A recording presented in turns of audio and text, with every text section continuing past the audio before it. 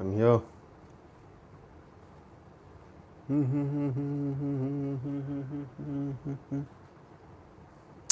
I see someone online.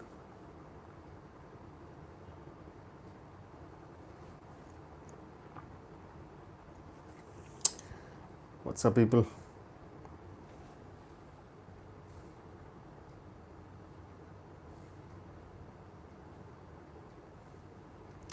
Hey, Rohit. No, no, no, no. Hey, Bifer. No. I specifically told you ARG 1948. What's up, Kaustubh? How's life? Bifer, you was the wrong ARG. I said 1948, not 2007. 2007 is a certified disaster. I said 1948, Raj Kapoor.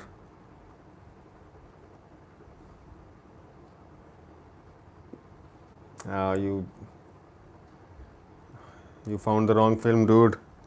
ARC 2007 was the worst pick. I'm sorry for the confusion, but I told you 1948, not 2007. I think that ARG is one film that all of India collectively agrees that it's a terrible film. All of us agree. There's no two ways about it. Yeah, yeah, yeah. Yeah, I think, yeah, I think that's the reason. Oh, okay.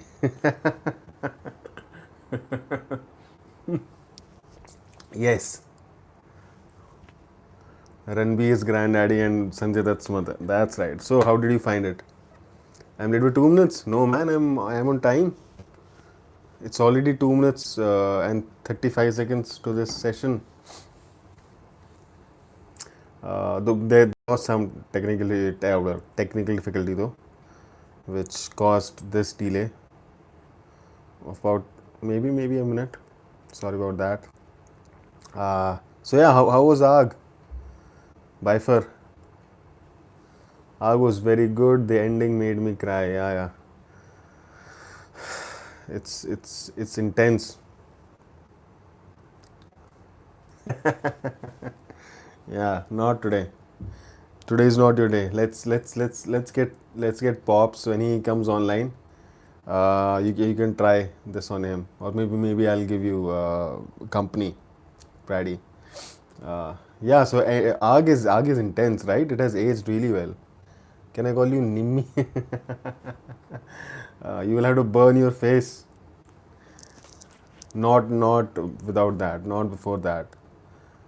Just appear with one side of your face burned, and then you can call me Nimmi. And how did you like the performances of Raj Kapoor and Nargis, of Ranbir's granddad and Sanjay Dutt's mother? It's funny, right? That Raj Kapoor's grandson. Brahmastra review is coming up tomorrow. I did post a short review today. Finally, after 15 long hours, I could manage to finish the upload of the full review, which has been happening a lot lately. I don't know why that has been happening, but it's uploaded and it's scheduled for 10 a.m. tomorrow. Brahmastra. So yeah, wait for that. Wait for that. I'm probably going to lose a bunch of subscribers after that review, though. Like the performance of the world. I don't know, man. I mean, people went crazy of Ranbir Kapoor. Mine, I think, yeah, I think probably Wake Up Sid or something. Uh, not today, Kaustubh. It's difficult to rate. It's difficult to rate Brahmastra because it has some major issues. I mean, no amount of preparing can prepare you for that. Like, you may have read the like 100 negative reviews and you would still not be prepared for the dialogue in the film, the lines in the film, and the spoon feeding in the film. But that's not my entire verdict. I think if you have seen the short review, the dialogues were like all time bifurcated. Bifur Shiva. Yeah, so I don't know Bifur because you must have watched it with subtitles. So in Hindi, the dialogues They were like terrible, terrible, terrible. I can't believe they had those dialogues, man. It's unbelievable. But has anybody seen the short review though? The 60-minute review that I posted. Anybody saw that? And Bifur, please tell me more about ARG. So you liked performances? You liked the performances of Raj Kapoor? How is it your first Raj Kapoor film? They gave us hint when you use words in songs, love story, Sufyan in healthy culture film. I'm lactose intolerant. Okay. Yeah. Oh yes, there was that joke. Oh shit, yes. Oh man, yeah, yeah. Jokes were terrible. Writing being out, it was a pipeline nearly. I just hope there's something more to Alia's character. Yeah, yeah. Alia's character was also a major letdown. It's funny. Yeah, yeah, that's true. That was a major disappointment. Mm. Yeah, I think maybe they'll do a better job because I have hopes. I now for the first time in 7 years, I'm looking forward to this film, Brahmastra Part Two, whatever. I am looking forward to it now. Yeah. Spell out one bad dialogue from Brahmastra. Brahmastra. Spell out. I don't remember. I think I am intolerance. Lactose intolerant was one terrible joke. Then so there are many. There is one that comes to mind when they are taking Nagarjuna to some place, and he is injured. He's sitting in the car, in the back seat of the car. कौन हो तुम क्या हो तुम no that was still fine that was very fantasy filmish dialogue कौन हो तुम क्या हो तुम I was okay with that yeah Nagarjuna had even more superficial cameo SRK still had I think he still had a good enough cameo but Nagarjuna cameo was weird I mean I was hoping he had more to do uh, but that no as coming to the dialogue that he's sitting in the car he's injured and then Alia Bhatt says I forgot the dialogue but she says something इनकी तबीयत खराब है and then she हाँ इन्हें hospital ले जाना पड़ेगा something of that sort I let out a huge laugh and like I and my wife we looked at each other like dude this is insanely bad. Uh, but I think things got better in the second half.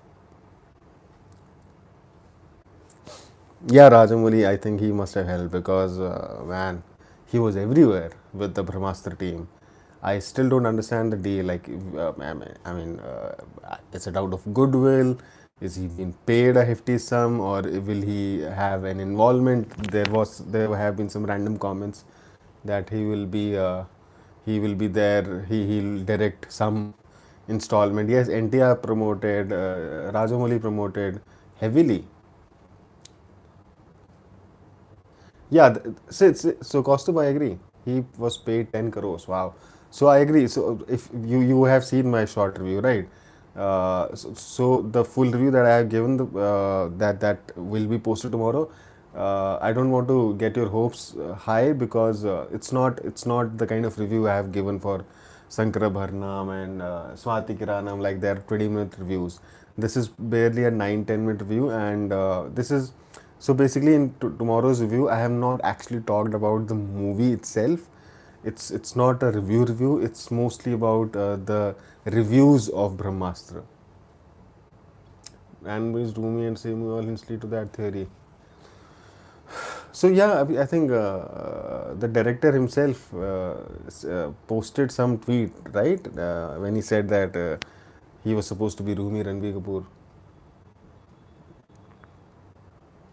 Okay. Okay, he did. I did not know. I did not know if Rajamouli benefited from. I mean, of course, he must have. Hmm. So I was saying. So yeah. So the review will not be a very movie review. It's mostly a rant, an angry rant. It's not a typical movie review. So don't. I will not be talking about the technical aspects and the acting aspects. So there was Nagarjuna. Yeah, I did mention Nagarjuna. I wish he had a better role. I wish he had a better role, Nagarjuna. I thought, yeah, it was kind of, yeah, a disappointing cameo. I hope for a better cameo. Karan jo distributed Bahubali in Hindi and yeah, yeah. Okay. Hmm. But that was for business, right? People come up with a story for might be next parts. Yes, it's not just doing okay in South. It's doing reckless business. It's Telugu. Wow, really? He's 64 but still looks young. Yeah, yeah. Who? Who's 64? Rajamouli. Uh, yeah, exactly. So story will unravel. People had issues. Oh, Nagarjuna. Sorry. Yes, yes. It's amazing because I remember Nagarjuna is 64. I know. I did not know that. I thought he must be in his late 50s or something. Maybe as old as Shah Rukh Khan.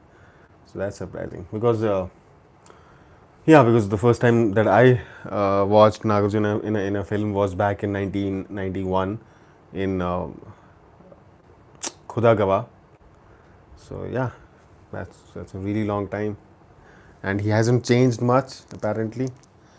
How did Alia Bhatt drop from a tall building? How did Ranveer know how to call her at that moment?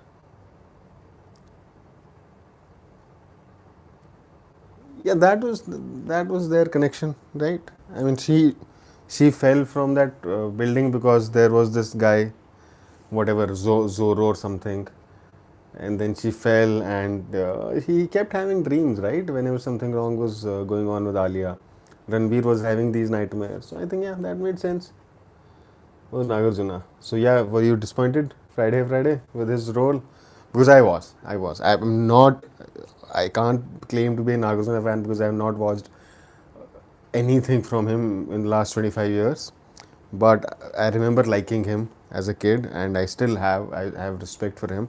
So I wanted something more out of his role, for sure.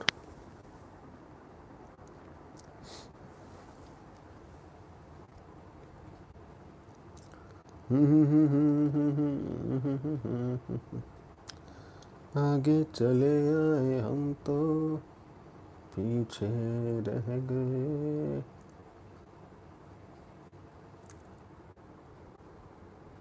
So Biford, you little bit disappointed, but I didn't expect much. Okay. But what I was saying, that's the moment you felt for me. Literally the next day they find out they are going to become parents. Yeah, that's funny. That is funny. Yeah. So Biford, you are aware, right, that Raj Kapoor's grandson essayed the role of Nargis's son. He played Nargis's son in Nargis's son's biopic. How did you see Decade Senior? By the time RG Shiva, he had already started. Oh, wow. Okay. How did you see ARG 1948? How did I see ARG 1948 as in? Like, where did I see ARG? I don't know. Is that what you're asking? Or do you mean to say, do you mean to say, how do I like ARG? Okay, I did. Yeah, so, wow. So, he was already 27 films old by the time RGV Shiva came. Yeah, okay. Yeah. No, I had no idea. None at all. So yeah, I thought I was under the impression that he's younger to uh, the Wire review of perfectly describes the film. Yeah, I don't give. I honestly speaking, I don't know what their review is, but Wire no, it's another propaganda machine. So yeah. So I'm pretty sure. I'm not saying like if anybody did not like the film or like the film, that's up to them. That's their experience. But these media houses, these critics, I don't know because see what has happened with Brahmastra. Right wing has hated on this film. Yeah, yeah, that's so right wing has hated on the film because of the reasons. Left wing hates The Wire, and some critics like Rahul Desai hate the film because it's based on Hindu, the whole Hindu thing. Now you might not believe that it's doing justice to it. It's misusing the religion and all of that. That's another thing. left the left leaning critics, they are offended. So there is actually if you know Rahul Desai, he is a critic for Film Companion. In his review he wrote that there is saffronization in the film, though he in right in the next line he dismisses it. He says, though that's okay, but he does mention, so there is enough saffronization in the film, but I guess that but I could live with it, something of that sort. He follows it up with it. But saffronization, that did not even cross my mind, while watching the film. Oh, there is so much saffronization. It's horrible. I mean, you if you make a film on any religion, Christianity, Islam, there are going to be elements of that religion. Like, if you make a film based on a Muslim religion, you will say there is Islamization of this in this film. It is there. I don't know how. So yeah. So I know I don't give a fuck to The Wire. Never, never have. So even if they have given a good review or a bad review, I think yeah they have given a negative review if I remember correctly. But I know their reasons. Do you believe that Praddy? He has literally written. He's not gone on and on about it because even he knows that that would be an extremely dumb thing to do. But he still could not stop himself from mentioning saffronization, and I was like, "What, dude? I mean, like, what did you expect in Brahmastra? Like Jesus walking on water? Was that the sensible thing to show in Brahmastra? Unbelievable, man. So there is so much greenery in it. Yeah, yeah, exactly. Yeah, I mean, if right wing, if movie critics happen to be mostly right leaning individuals instead of left, I think yeah, this criticism should have been would have been there. Like there was so much grass in the film. Or why were there so many trees in the film? This is Muslim propaganda. Why is there so much grass? If they could have shown a building, concrete and not, why did they show so much grass? And why does Yash Chopra go to Switzerland? Because he wants to show grass, he wants to show green. Yeah, that's a perfect point. If their ideology was different, then that's exactly what they would have cribbed about. He had to. It's what he's paid to do. It's not as if they are reviewed with the company's PR team. Yeah, yeah, of course. So, yeah, maybe he did write. I liked Rajput. My next film is Avara. Please go for that. So yeah, so there is a good chance that he perhaps went on and on about saffronization, but the PR team or whatever they said, okay, this looks too stupid. Because so I read Rahul Desai's reviews out of cynicism. I read his reviews and I feel better about myself. Like, okay, thank you God, you have not made me like him. There are many such people, right? So it's if you should read some of his reviews. He's like, I don't know. I mean, you just have to be good in language, the way you express themselves, and that's it. That's your qualification for being a critic, for being a so-called liberal. I mean, I don't know.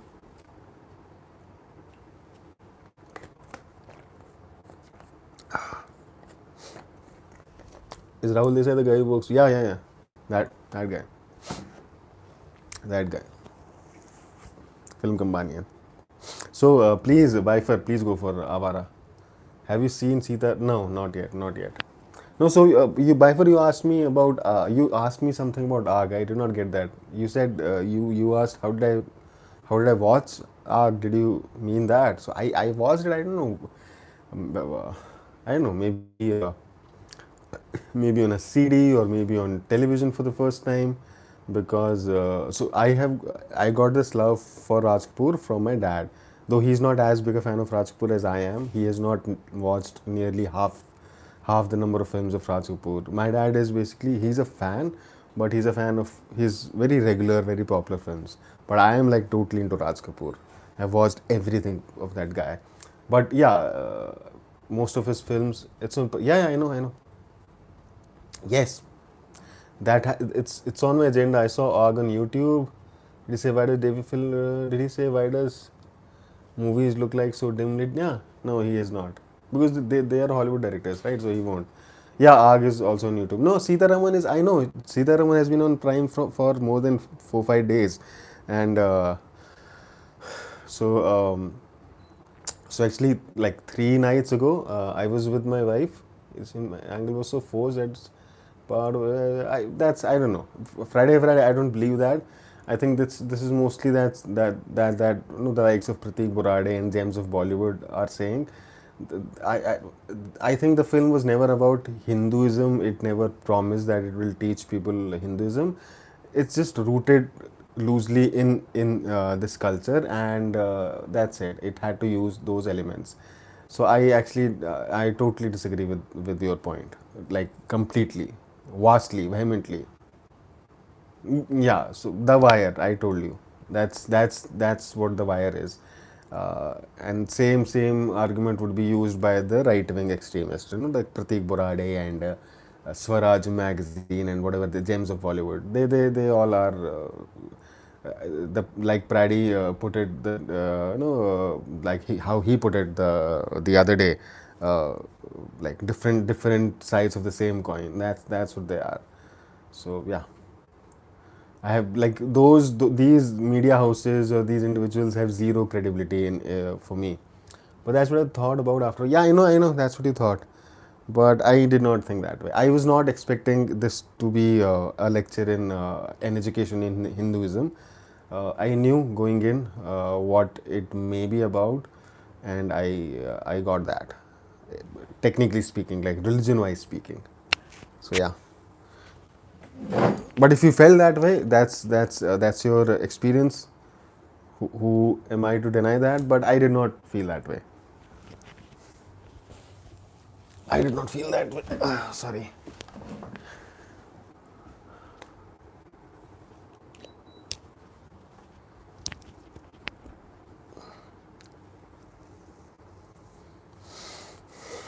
Uh, so yeah, so that's so I may have watched ARG for the first time. I may have watched it on TV. It was apparent from the moment I revealed that the lead was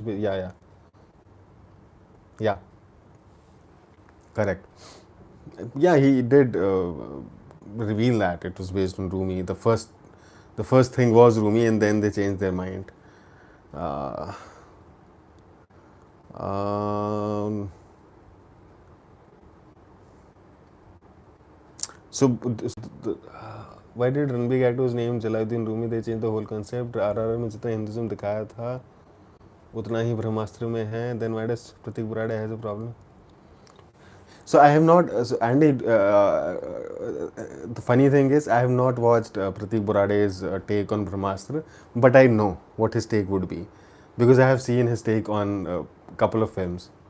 Should I have a better lead actor? Ranbir looks like a girl next to Yash or Allu Arjun. Yeah. So I personally speaking, by far, I've never been a Ranbir Kapoor fan. I have seen. I have not seen a lot of films by Ranbir. Like Wake Up Sid is my favorite. Then apart from that, I saw Barfi, which I found all right. I thought Priyanka Chopra stole everybody's thunder in Barfi. Uh, I watched Sanju, which is a terrible film, and maybe one or two more here and there. So yeah, I don't know. I won't agree with your statement. I won't disagree with your statement because I've never been really interested in Ranbir. No, I have not seen Tamasha. No, not I've not seen these films. And these films never appeal to me. Jagad Azuz, Tamasha, uh, and something else, and that another Ayan Mukherjee film with Deepika Padukone that came in 2012. I think I've not seen that film. So yeah, I don't know. Ranbir Kapoor has never appealed to me for some reason. I don't know why. No idea why. Uh, which is perhaps not because of the film per se. It was because of Alia's comments, her mother's comments, and Ranbir claiming to be ardent beef consumer. Yeah. Hmm. Alia's comment, that one, like नहीं देखो मेरी picture नहीं देखनी है तो yeah. So Pratik Burade. So actually, I think the only two videos I have watched of Pratik Burade. I don't think Pratik Burade needed that. Even if Alia had not said what she said, her mother had not said what she said. Ranbir Kapoor had not that video had not come out where Ranbir Kapoor admits to having beef, do you really think Pratik Barade wouldn't have made these videos on Brahmastra? Have you seen his videos on? So the thing is, he got fuel. He Pratik Barade is a kind of person who he saw these things and he probably jumped in joy. Okay अब मेरे पास fire power है, अब मेरे को तो देना ही था ना, मेरे को तो बोलना ही था कचरा ब्रह्मास्त्र के बारे में, अब मेरे पास चीज़ें हैं बोलने को. Yeah. So exactly that added fodder. So I've seen his the only two videos I've seen of him actually is one Vikram Vedha teaser review and then Vikram Vedha trailer review, and it's his review of Vikram Vedha teaser. He just reproduced that. SRK will appear in Fail Master 2. Fail Master 2. The medium also promoted as having hints and inspiration from Hinduism, not a model is promoted as a full. Yeah, that. See, audience assumes things on its own. But secondly, I think this. I don't know, man. I actually did not. Shreyas Talbade have a great reply to actors like Alia Bhatt, who said, "Who watch our films?" So Friday, there is a difference between Shreyas Talpade and Arjun Kapoor, Alia Bhatt, and all these actors. Shreyas Talpade does not get thousand notifications on his phone of people abusing him from 2, 3, 4, 5 years. So he can say that, he can be rich and say that whatever he said. But when you are in the shoes of an Arjun Kapoor, of a Sonam Kapoor, of a Sonakshi Sinha, of an Alia Bhatt, you know how it feels when you get abuses every day for 3 years. I actually don't remember what he said, but he must have made sense. I'm not saying he said anything rude. The thing is, I will not. That won't be a validation for me because he is not in their shoes. Because he is the outsider who is struggling. Yes, he is struggling. He deserves more. He's an amazing actor. Brahmastra is nothing new. Chinese got monkey and Bull Gods movies too. I was making some other point. Where was I? Pratik Burade. Yeah, let me talk about this guy. Pratik Burade's Vikram Vedha review. So he has two videos. One is on teaser review, Vikram Vedha, and one is trailer review. Yeah, exactly. Bollywood made up a British administrative. It doesn't even mean anything. Zero South. Brady, you're going to get a lot of hate for that. Bollywood never get hypocrisy. Yeah. So Anirudh, I am told in comments that South actors never make a wrong move. The Nepo actors, they're like pure Hindus and pure Indians, and they never make mean comments, bad comments, and they're always on point. They wear Indian clothes. That's what I have been told. Is that not true?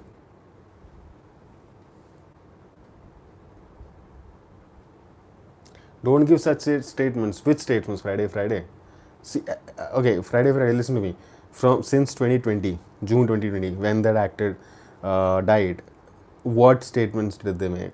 Tell me what statements did Arjun make, or Alia make, or Sonakshi made, or Sonam Kapoor make, or Karan Johar make? Tell me one statement. Please don't tell me coffee with Karan. Kill, marry, hook up wala thing. Please don't come up with that response. Please don't. Please. That is insanely stupid. Kangana made it into a thing. She's smart enough to know. I mean, tell me what statement did they make before 2020 that the entire country was. They confirm the audience's expectations. They aren't outspoken like the West or Bollywood. Okay. But yeah, this is seen as the sign of their purity. So I was saying, so yeah, when you get abused like that for 3-4 years, you lose it, man. Come on. Yeah.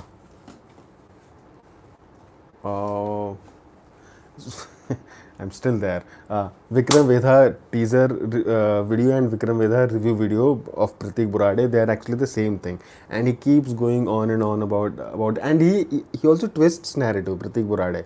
So basically, what people are saying it's not a copy, it's not a cheap copy, it's just the original makers have remade their own film. They have got their own crew, the same crew. They have remade the whole film with Bollywood actors, and this guy twists it. Pratik Burade, he's saying, अरे लोग इतने बेवकूफ़ हैं ना, इतना झूठ बोल रहे हैं कि लोग कह रहे हैं कि ये तो बॉलीवुड की फिल्म ही नहीं है, ये तो साउथ की फिल्म है. Nobody is saying that dude, nobody is saying ये साउथ की फिल्म है. पीपल आर सेइंग वही साउथ के फिल्म मेकर जो है वही ये फिल्म बना रहे हैं, ये बॉलीवुड फिल्म है. But I don't know, man. And when people believe him or others, Ali always gives gyan on Holi, Diwali. Don't say watch our films. Karne ko say I'm ashamed to be. Yeah, yeah. I agree. All the gyan that they give, that's it's infuriating. Especially the whole Kareena Kapoor. I'm ashamed to be Hindu. And yeah, the gyan on Holi and Diwali. That's true. That's true. They never give gyan on Eid. I wholeheartedly agree with that, but there has to be some balance, right? They say here and we react like this, and we reacted, right? We used to react before 2020. We used to show them the mirror. We used to call out their hypocrisy before 2020, right? Friday. But whatever is happening since 2020, I do not. There is no justification for that. They pretend they selectively talk about Hindu festivals and not Muslim festivals. We did troll them justifyingly before 2020, but whatever has been going on from the last 2.5 years, there is no justification for that. That is inhuman bullying. That's it. Yeah. uh, oh, and yeah, Bifur. Do you get bored by these things because you have no context, or do you have interest? Do you have context of all these things that we talk about, the politically Bollywood or politically it's only now that a lot of us are proud of our country, we're adamant to send their kids abroad. This is in the future in such a corrupt country. Yeah, there you have it. Friday. That's what we want, right? All of us. Foreign jana hai yaar. I mean, people may pretend to be as patriotic. What's up, Mr. Nokia? Mukshangana. Uh, but everybody still dreams to go and settle in a foreign land, except for if they are living with their parents and their parents don't have passports and visa and all. Other than that, people are still so that's family reasons. Those are not patriotic reasons. I'm not giving up to the Omna. Very lost. I view Bollywood the same. Leftist Hollywood here in the South is somewhat different as far as I can tell. What does Bollywood have problem with? Yeah, that was. I view Bollywood the same as leftist Hollywood here. Okay. Why does Bollywood actors only have problem? Yeah, that's a mystery. Anirudh. Yeah, pops. So yeah, that may be true, pops. Whatever your the conclusion that you have made, Bollywood is a left field in India. That's for sure, for sure. Even all the people who get clicked by with our Prime Minister Modi, like Karan Johar, Vicky Kaushal, Alia Bhatt herself, she has gotten clicked with Modi on a number of occasions, but they are left leaning. Alia comes from a family of left extremists. Yeah. Woke culture is destroying MCU. Uh, woke culture is destroying MCU. Then the self-aware jokes. I mean, I don't. Pops. How sick are Americans of self-aware humor?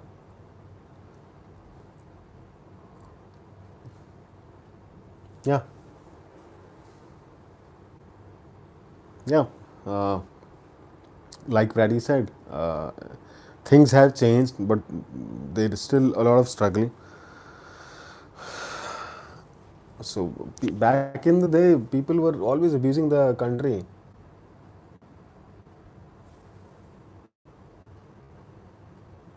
Better explain what you mean by self-aware humor. Self-aware is when you when you make a like in a self sorry, in a superhero film, when in a superhero film when like something ridiculous is happening because it's a superhero film, and then they will make a joke on themselves, on the film itself, or on their own dialogues. Like when you are winking at the audience, you know this is ridiculous in terms of the real world, even though it's a superhero film, so you are allowed to be ridiculous, but then they will still make a joke on it. So they make joke about themselves, about their own product, which used to be funny, but it's not anymore because I'm sick of the same fucking jokes. Can anybody else describe self-aware humor better than me? Slow fourth wall breaking jokes, yeah. Yeah. No, no, not exactly fourth wall breaking. The break. No, not exactly fourth wall breaking. They still are communicating between themselves. I wish I could remember an example to give you. For example, the some scene in Spider-Man or Doctor Strange, when in the latest Spider-Man, when he's saying, yeah, yeah. So when somebody is telling them their name, and then all of them laugh. The whole MCU tanked for so. There is a joke about Marvel humor and Marvel cliches. Yeah, was one of the most challenging films I've seen in recent years. Shiva, yeah, yeah, yeah. Yeah, so Friday, the comment that you made, I have we have gone through these. Ranveer Singh did a nude photo shoot. I think his body, his right. Somebody paid him to do that. I don't know why that's a problem. Women have been posing nude from centuries. Yeah, okay. Not watched She-Hulk. Did not feel like nothing from MCU is exciting anymore now. So yeah, it's his body, man. Women have been posing nude from centuries, in films from a century, and suddenly a man poses nude, and we have a problem with that. That's I don't know. That's strange. Yeah, and because you talk about South, Rangasthalam. You have seen Rangasthalam, right? Friday. Yeah, that's what I watched too. Friday, you watched Rangasthalam. Do you? So, all of us, I guess, in this little room right now, we love Rangasthalam, right? It's a masterpiece and all of that. And Ram Charan is at the top of his game. You remember the Pooja Hegde song? That song just came to me after that live session we had the other day. That song has creepy fucking lyrics, dude. It's true on many. There's really any human element to these stories. Yeah, yeah. We enjoyed it. We still enjoyed it. Like I till the end game, the phase one, I was still enjoying the ride. I did not look at it from. I did not really try to analyze it because they were just fun films, right? So I enjoyed all of them. I don't think there is any MCU movie that I actually hate. Maybe Rangastalam. Andy, good place to stop since Loki ruined the entire Infinity Saga. I don't think I really hate a Marvel film. Thor Dark World was bad. Captain America Civil War, at least I loved that film in the first viewing. There's nothing in front of what Nora Fateh does in every song, not even 20%.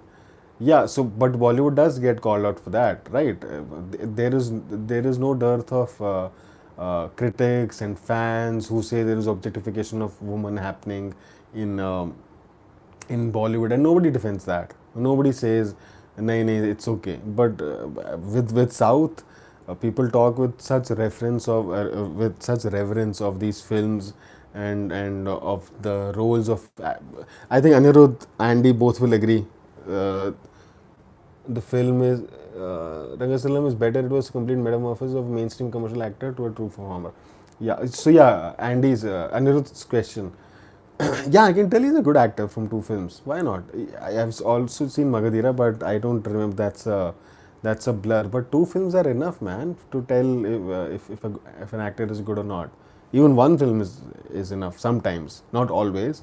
But two films, like they were totally different roles. RRR was one end of a pole, and Rangaslam was another. So yeah, you can totally tell about the capabilities of an actor from two films.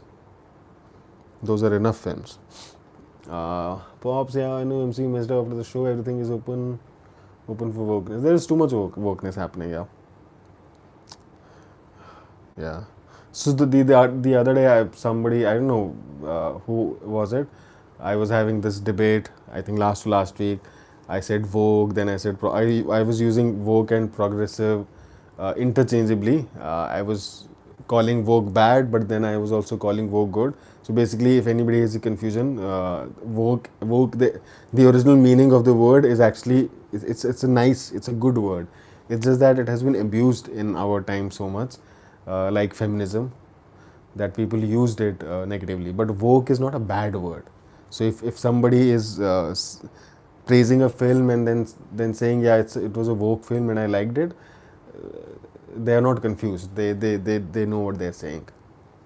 I'm a huge comic book fan. I'm explaining this because I was told that you sometimes you're saying it's good, you liked it, then you are saying it's a woke film, you are confused. I was not confused. I was doing it on purpose.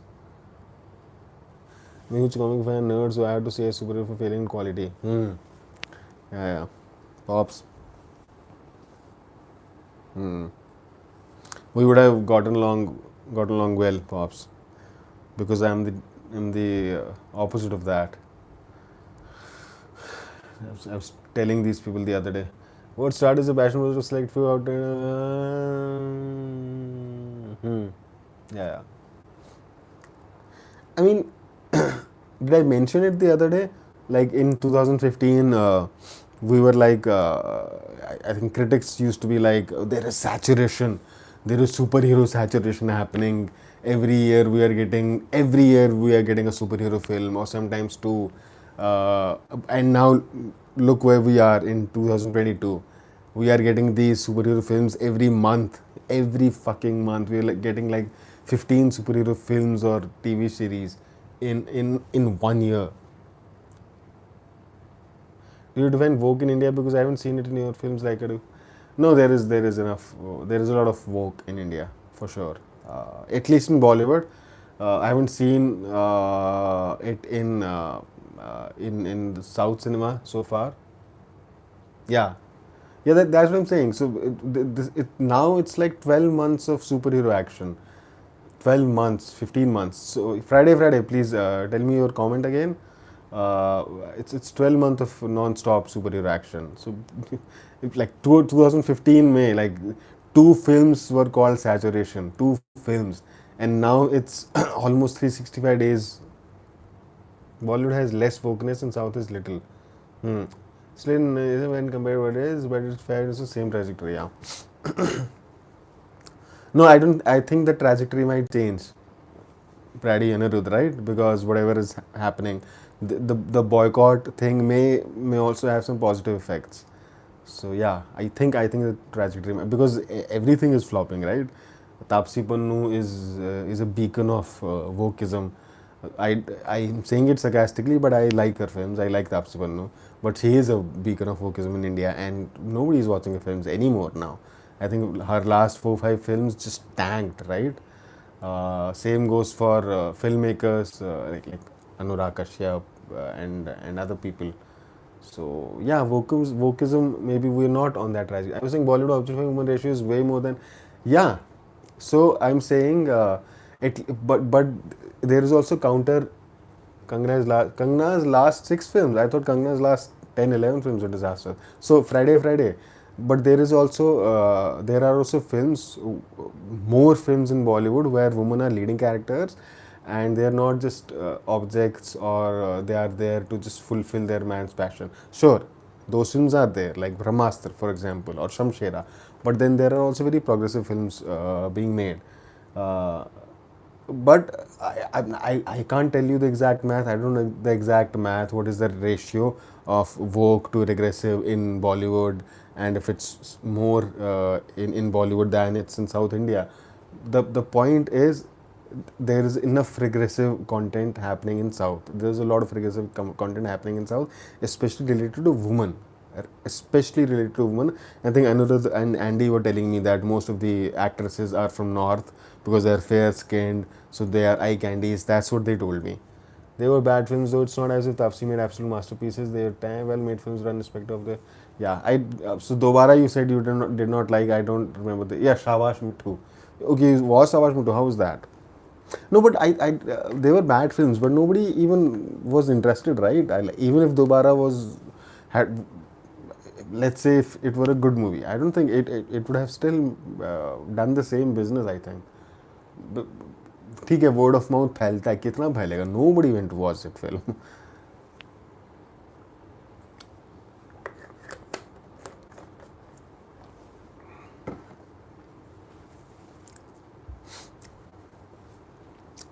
But regardless of those details, I think the trajectory might have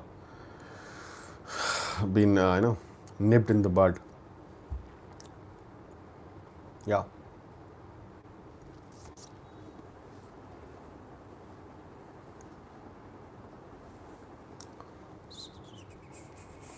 So I'm sitting on a chair today because I'm getting older, and I thought my back is going to crash. Dobara and Mithus and 5 crores.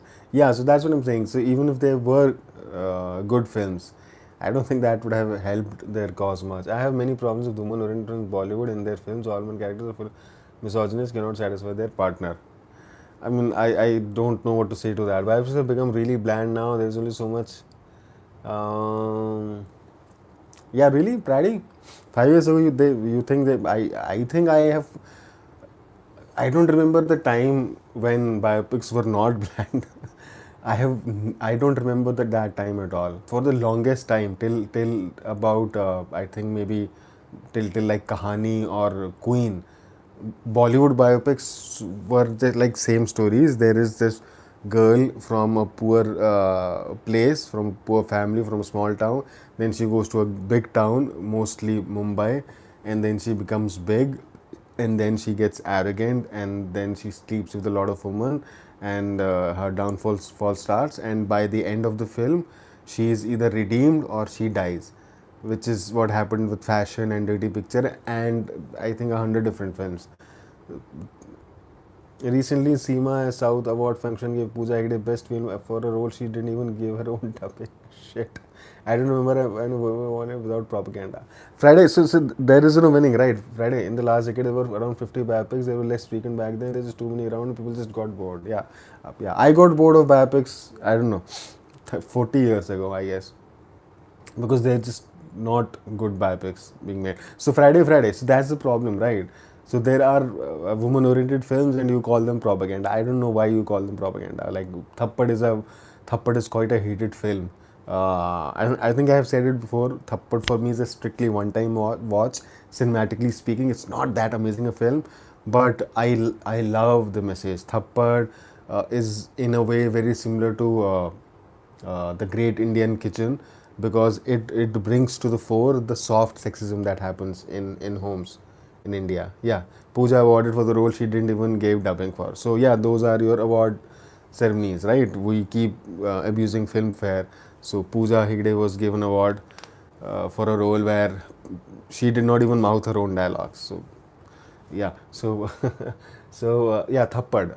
So there is soft. I don't know why men fail to see this. There is so much soft sexism in films. Sorry, in India, and Thappad highlighted that, like how this wife, who has been this devotee housewife and does everything, does more than what should be her fair share of duties, and then her husband, because because because something happens at workplace, he thinks that it's okay to just slap his wife in front of 100 people in that party, where this woman herself was like preparing for this party for days in advance. That doesn't even matter. Even if she had done nothing, Even she had not, even if she had not contributed to that party, she had not put together that party, you cannot slap your spouse in front of 100 people or in front of anybody. Maybe within the confines of your home. Tanu Vets Manu, Kangna Ranaut,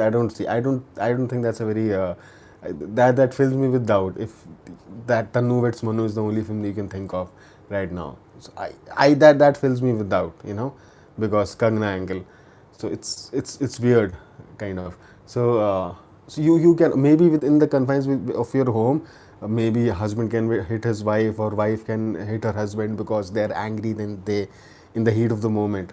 But you cannot do that in front of 100 people, man. And then the audience is saying, "Arey, he's her husband. He slapped her.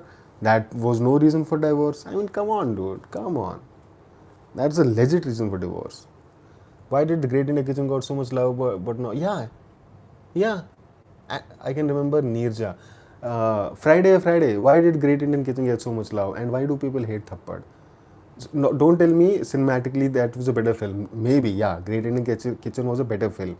But I'm saying Thappad gets a hate for its propaganda. Why is there no propaganda in the Great Indian Kitchen? Just tell me that. Because her husband is in the Great Indian Kitchen. Her husband is a robot. He's stupid. He in Thappad, at least the husband was a very intelligent man who respected his wife for the most part. He lost in that one moment, but they had a very good relationship. In Great Indian Kitchen, the husband, the guy who represents husbands in India, he's shown to be this asshole who doesn't give a fuck. For him, the wife is an object. Her place is either in the kitchen or under him while fucking. I think you should be offended how the men are represented in the Great India Kitchen. Friday. Am I wrong? Tell me, was the representation of men in the Great India Kitchen not 100 times worse than the representation of men in Thappad? Because in Thappad, that man was very intelligent and considerate, but he lost on that one occasion and deserved what he got. Tell me honestly, Friday. What is the difference between Great Indian Kitchen and why you said men are shown as these stupid people?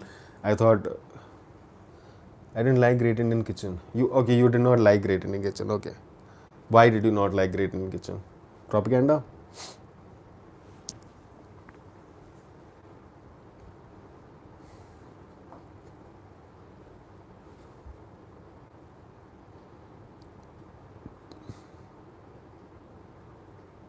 So you did not like it for its theme, or you just did not enjoy that film? Like, I did not enjoy Thappad a lot for how it was made. It was just message. It was a bunch of messages stitched together to form a film. Better than the Great Indian Kitchen, but the portrayal of the characters in the later is far closer to a society than what it is in Thappad.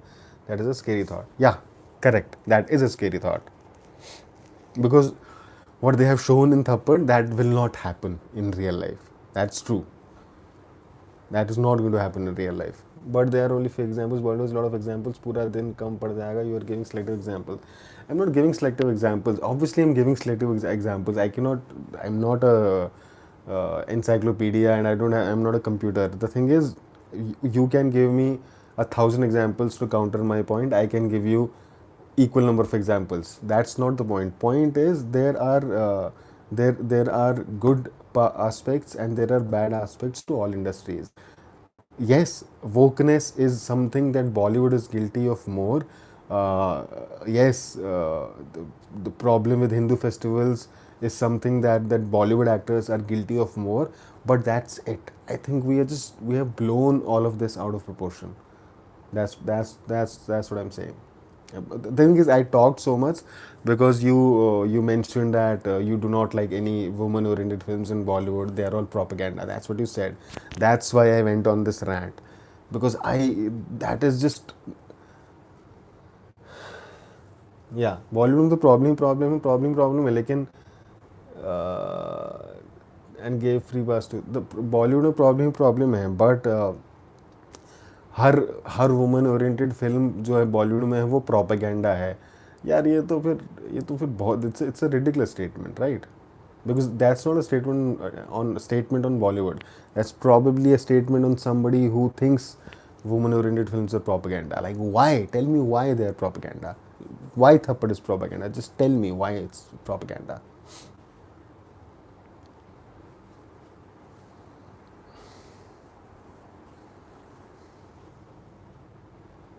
Which film? So tell me which film you thought was propaganda. Pink, Thappad. Tell me which non Kangna Ranaut film. Please don't give me Kangna Ranaut examples. Please. She has done great films. She's an amazing actor. But let's not have Kangna Ranaut examples, because I know she's a goddess to right wing. She was a goddess to left wing up until the day she revealed herself to be a Modi supporter. Now she's a goddess to right wing. Bollywood, every female-oriented movie is propaganda. South, that's why you don't make female films, especially Telugu. Yeah, yeah. So Telugu movie industry does not believe in propaganda, so they don't, right? Yeah. So I hope that you read that comment, Friday, Friday. What's your name though? What's your name? Uh,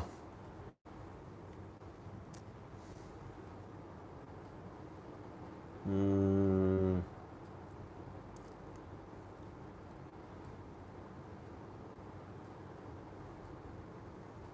Pink was necessary. It addresses the topic was said. Doesn't have balls. Discuss dating since became, yeah.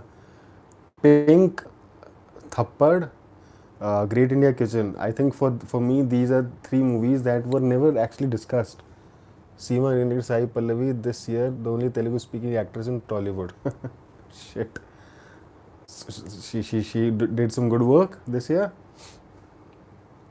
So we are giving you all these examples Friday, Friday, and you keep saying selective. So I don't know what to say to that. So Pink, yeah, Pink. So Pink and Thappad, if we talk of Bollywood, they picked two subjects that were either taboo or they were just not considered important at all. अरे यार लड़के हैं molest तो थोड़ा तो होता ही है, अब लड़की छोटे कपड़े पहनेंगी तो मन तो करता ही है. These are the kind of arguments people made. And Sham Singh Roy in Love Story, she gave her own dubbing, only actress to give. Wow. And they just ignored her. So yeah, so rich people with power are evil everywhere, I guess.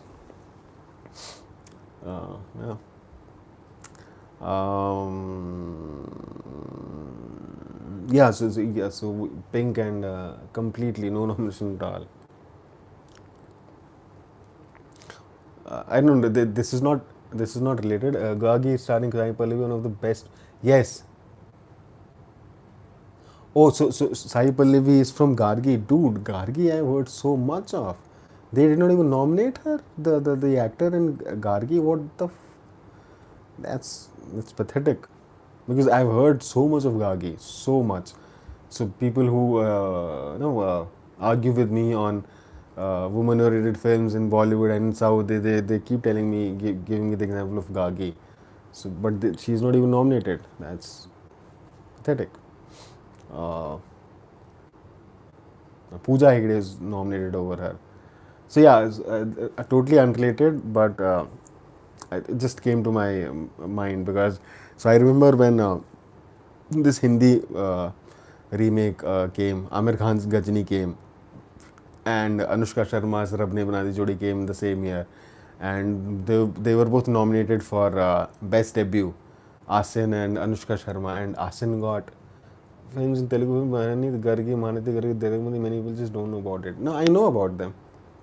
I'm not saying South films in South woman-oriented films are not made. I'm saying just calling everything that comes from Bollywood propaganda because there are other problematic things. It's just uh, it's insane. So yeah, Asin got the best debut award that year, I think across all awards. Uh, Even though she was not just an experienced actor. Wow, 15 lakhs. Friday. She earned 15 lakhs. Uh, uh, See, these are just facts. I'm not the most woke movie I saw was Dhakad. Was it? After Film Fest snubbed Darshil Safari, the kid for the Best Actor award, SRK won his umpteenth award that year. Yeah, he won for what? Chak De India. The most woke India movie I saw was Dhakad. So Friday, are you reading Bifur's comment? This is a guy who's coming from a foreign culture. He's saying the most woke film he has seen this year is of the lady who is a literal goddess to uh, the woke haters, the right wing. He's saying her film was the most woke film. That's quite a thing to say. Uh, yeah,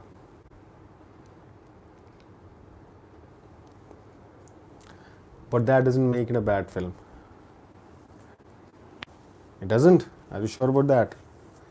Uh, so yeah, no comments on Dhakad because I have not watched it, nor do I have plans to watch it. So I will not pretend that I have any opinions on Dhakad. Uh, so you were talking about this 15 lakh wala film, Gargi. Okay, okay, right. Yeah, nobody's saying it's a bad film. I think what he meant is like audience is just not interested. SRK want to check the India and Om Shanti Om. Yeah. So it's funny that you mentioned that particular year. So okay, so personally, I was not rooting for the Shield Safari that year. I was rooting for Akshay Khanna the same year. Because I was also about to give an example of male actors, and I would have given an example of the same year. That's a freaky coincidence, but that's true. So I remember Akshay Khanna was not even nominated. I don't know which award was it, Filmfare or I for something. Salman Khan was nominated for Partners over Akshay Khanna for Gandhi, My Father. I, that was the first time I was like, what? Gargi was good, but the South Korean film Mother was better. Okay. So do you guys remember that? Have you seen Gandhi, My Father? So Salman Khan was nominated for Best Actor over Akshay Khanna for Gandhi, My Father. He was not even nominated, people. That's how insane award ceremonies are. That was the 2007 was also a wake up call for me personally. Uh, yeah.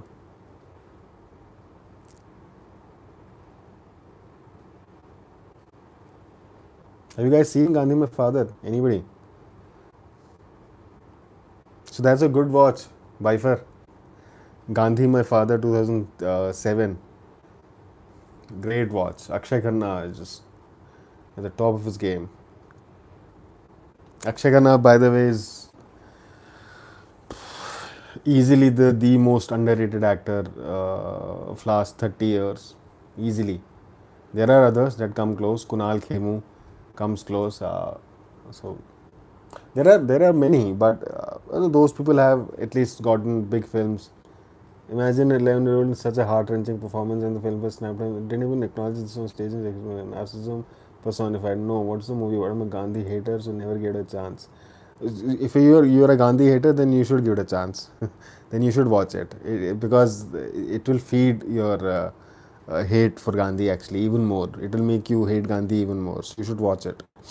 Yeah. So okay. So yeah, I that aspect of SRK is not even yeah, Gandhi haters.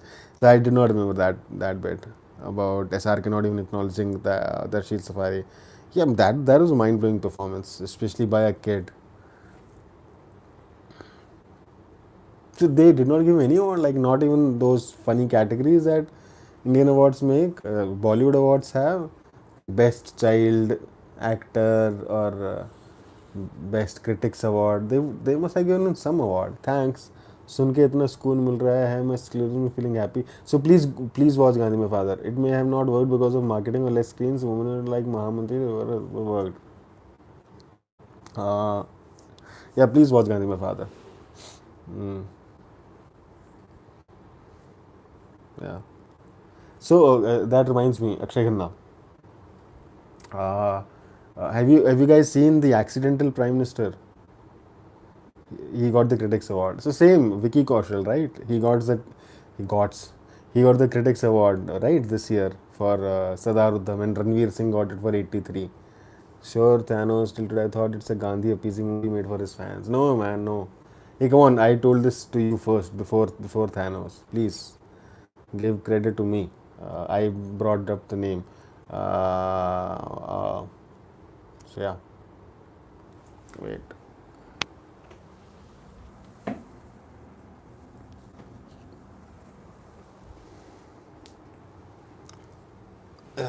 Uh, oh, yeah, Accidental Prime Minister. Has anybody watched that film? That film got such terrible reviews that even though I wanted to watch it, I eventually did not. But then I finally got to watch it. It was in Hotstar, so I thought let's play. How bad can it be? Let me watch it for like 10 minutes, and I was hooked. I loved the Accidental Prime Minister, and Akshay Khanna as always amazing acting. Has anybody watched the Accidental Prime Minister, or did the reviews sway you like they did to me? Are you a Congress fan, Mohit? Rohit? I'm not a Congress fan.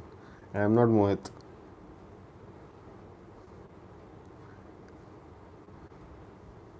If you're a fan of Congress, Sonia Gandhi, you will like it.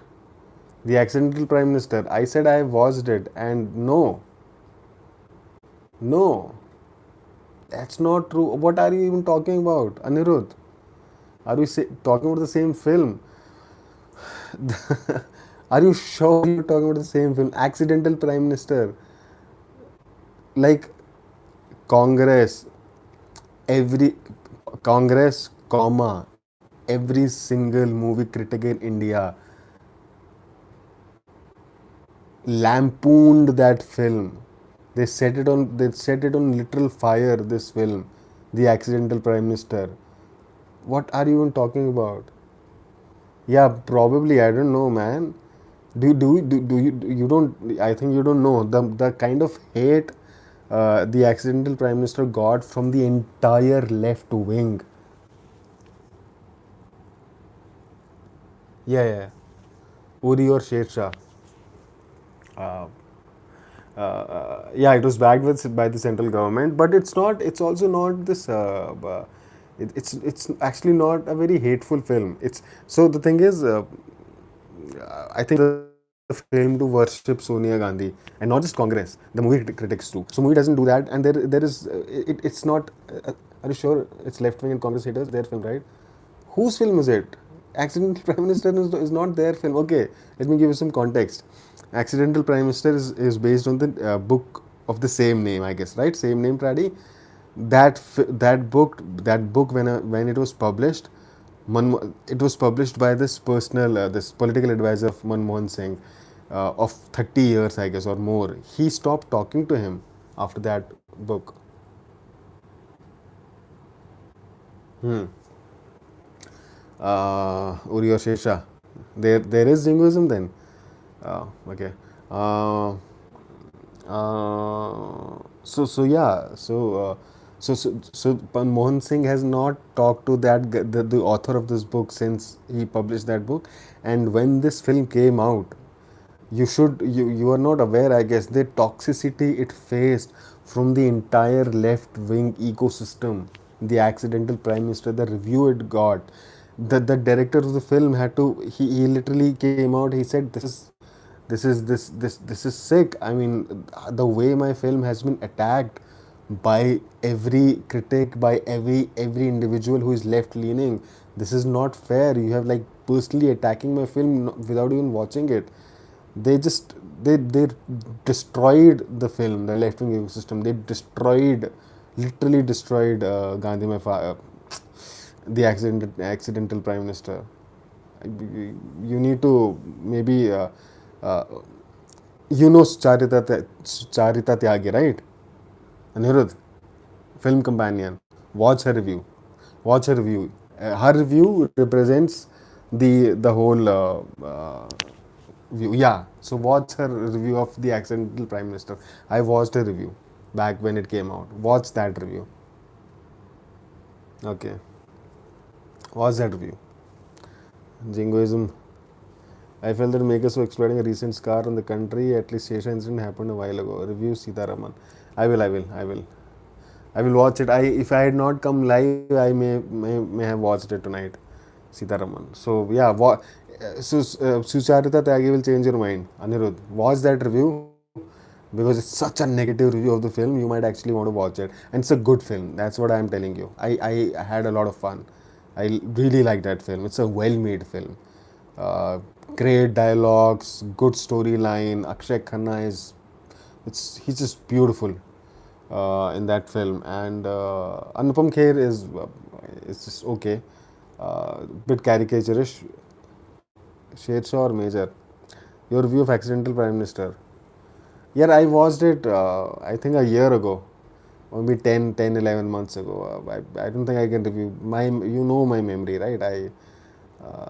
I make sure when I watch a film, I make sure I shoot a review of that film right, like the next morning, because by the time it's the third morning or fourth morning, half of that movie will be wiped off from my brain. So yeah, so no, I cannot review Accidental Prime Minister now. If I watch it again, but then यार इतना सारा content है, why would you want to watch something again, right? Any other classics you have got on your watch list? Go for Sagara Sangamam. Yeah, I know his best film in a way. It's better than Sankara Bhanimtam. So Sagara Sangamam, yeah, there was this guy, a subscriber only. He said, "Why is the reason Congress hated the movie? Left should actually like it logically." No, you should watch the film. Actually, they hate the book. So you watch the film, you watch the review the review is totally inaccurate. By the way, Charita Tyagi's review starring Chiranjeevi. Yeah, I've been told Rudravina and Sagara Sangam. So there was a subscriber who before I got COVID, he was asking me my address. He said he'll take my address, then he'll send me some DVDs of Sagara Sangamam, because Sagara Sangamam is not there on any OTTs with subtitles, or on YouTube with subtitles. So Sagar Sangamam I've been planning to watch from the time I ran into Sankara Bharnam. I came to know about Sankara Bharnam. I also came to know about Sagar Sangamam on the same day. But yeah, it's not available anywhere. It's not available anywhere with subtitles. I mean.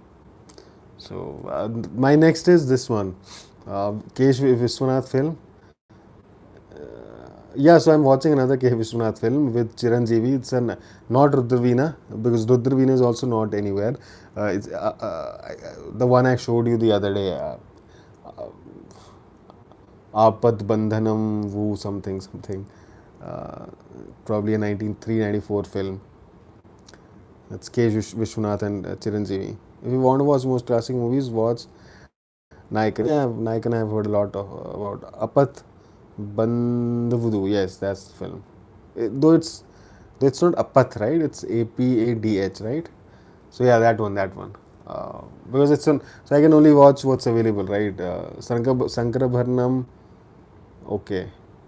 So Sankara Bharnam was available on YouTube with subtitles. Swati Kiranam was available on Prime. Kamal Hassan film, wrote Apad Bandhana Vudu. Yes. The Kamal Hassan Sridevi film, Sigapu Rojakal was available on Prime. So yeah, Sigapu Rojakal, I did not talk about it. Have you guys watched Sigapu Rojakal? How do you find? So my problem with Sigapu Rojakal was like, I don't think it's about the film not aging well. I thought it was just a bad film. It's available in MX. Okay. Okay, then I'll look for it. No, but is it available with subtitles? That's the thing, because there are films available in MX Player, but they don't have subtitles. So tell me if there are subtitles on Rudavina. Uh, no. So that subtitles are everything, right? Can't watch them without subtitles.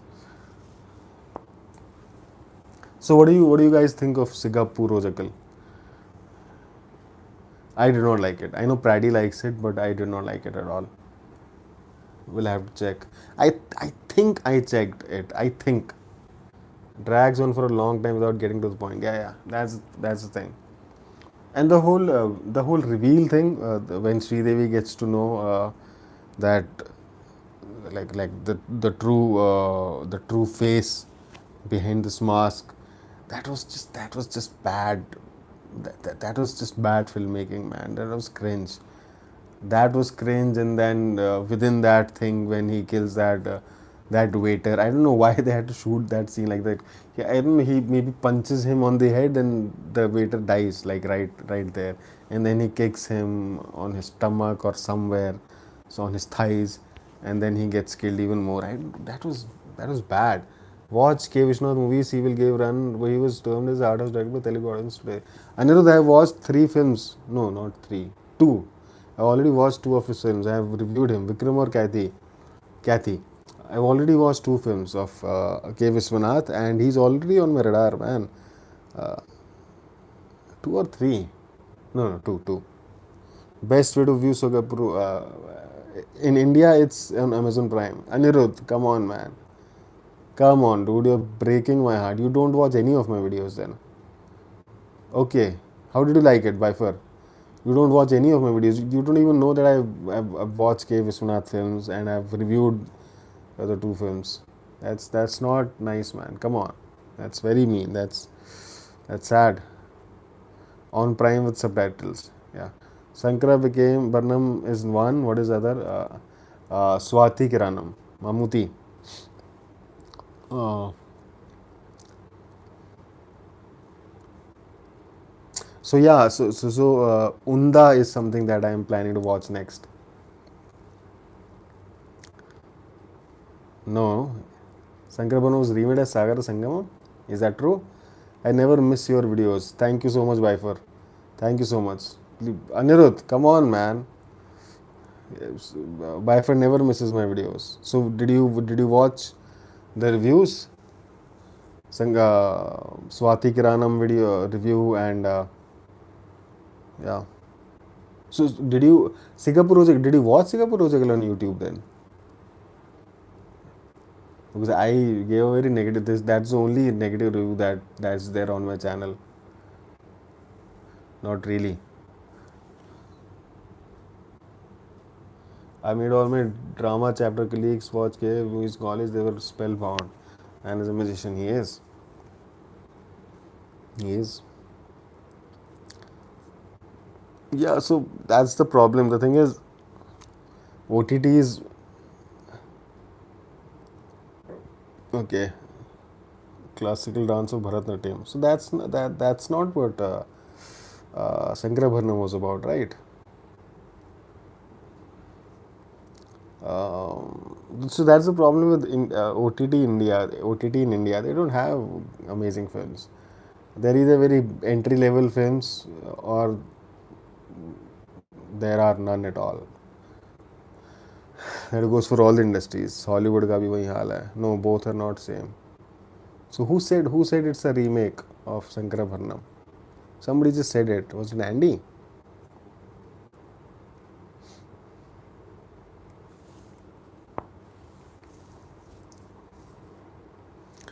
Regional movies are good on OTT.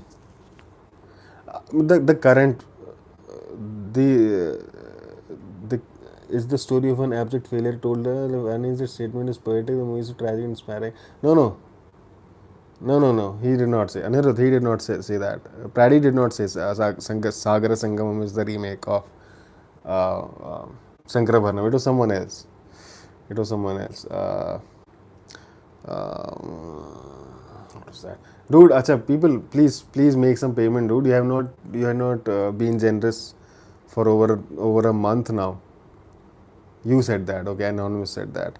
Uh, so yeah, it's not a remake, I guess. So yeah, guys, be generous. Come on, support my channel. It's hard running a channel when it's not actually making money. It's hard running it on the side. You know, right? You know the deal. I will not tell you my sad story. but you know how it works, right? A working man working in a software company in Delhi NCR is is putting out videos every day. Many people don't know because it was a failure. Sagar Sangamam. Hmm. Raj Kapoor is equal to Ranbir, and then Nargi is equal to Sanjay Dutt's mother, and then Yogi Babu is equal to Water Buffalo. I I have no idea what that comment means. By far, I don't know who is Yogi Babu and who is Water Buffalo. Anuj Chakri, dude, I'm pretty well read about Kevson's body of work. Pretty much watched all of his films and never make such a statement. Yes, uh, that's why I dismissed it outright. Uh, uh, yeah, by far, I did not understand that comment at all. Um, okay, so guys, come on, be it. There is this dollar sign, I guess, somewhere. I don't even know if it's a dollar sign or a rupee sign. I'm just assuming it's a dollar sign. Is it a dollar sign?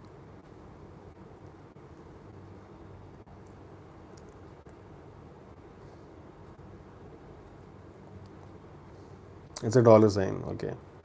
Can't even ask you. You're the 18-year-old boy. Hmm. It would be funny for a 36-year-old to ask an 18-year-old for money. That would be very cheap. Uh, 36. I'm about to turn 37 in what is this month? September. Yeah. So yeah, yeah. In about 3.5 months, I'll be 37. Hmm.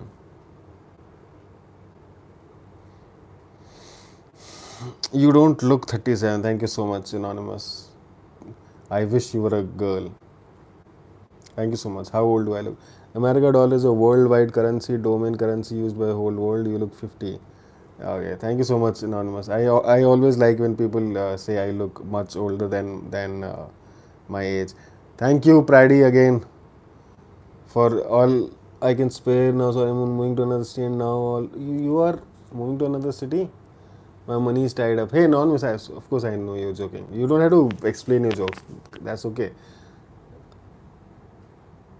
You're moving to another city. Where are you moving? But okay, anyways, thank you so much. It's not a small amount. Thank you so much.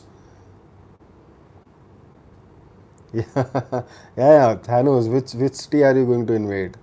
That's the right question. Which city is going to lose half of its population? That's an even better question, Andy.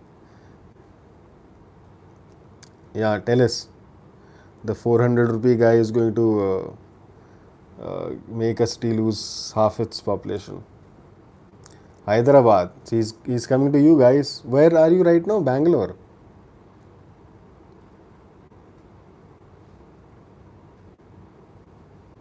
That's okay, Anonymous. I know. I know a lot of you are college guys, so it's okay.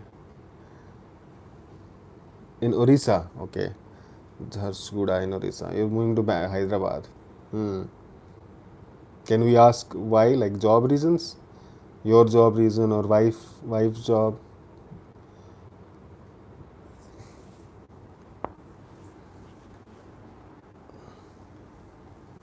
I'm in danger. My kids are in danger.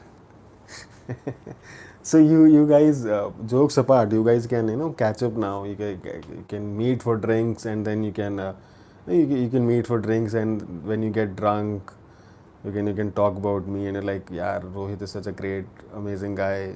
I'm so lucky to have met him. We are so lucky to have met him. Uh, Praddy, Andy, Anirudh, the three of you on the table talking about me, reciting homilies, singing songs about me. That would be cool. Make a video about it. I'll post it on my channel. Yeah, I have a cutout of me as the fourth guy on the table. That would be fun. Yeah, the boss, Safir Khan. Thank you so much, Safir Khan. Which we have not talked, right? I got an admission to ISB. My wife's working there too. Probably will look for work in the city after this guy. Congratulations, man. ISB. Safir Khan, thank you so much. The boss. Thank you, thank you, thank you. Where are you from? And like, I'm sorry, I don't actually recognize that name, Safir Khan, because I don't think you have chatted with me or with people here by that name, right? Safir Khan. So okay, so ISB, as should come to live on Friday, Saturday mostly. I can't. That's 800 rupees, dude. Thank you so much. That's more than 800. $10 is about. Okay, yeah, you're saying just that $10. Yeah, yeah. Thank you for that generosity, Safir. Thank you again, once again, Praddy. Always very generous. Just yeah, touched by that.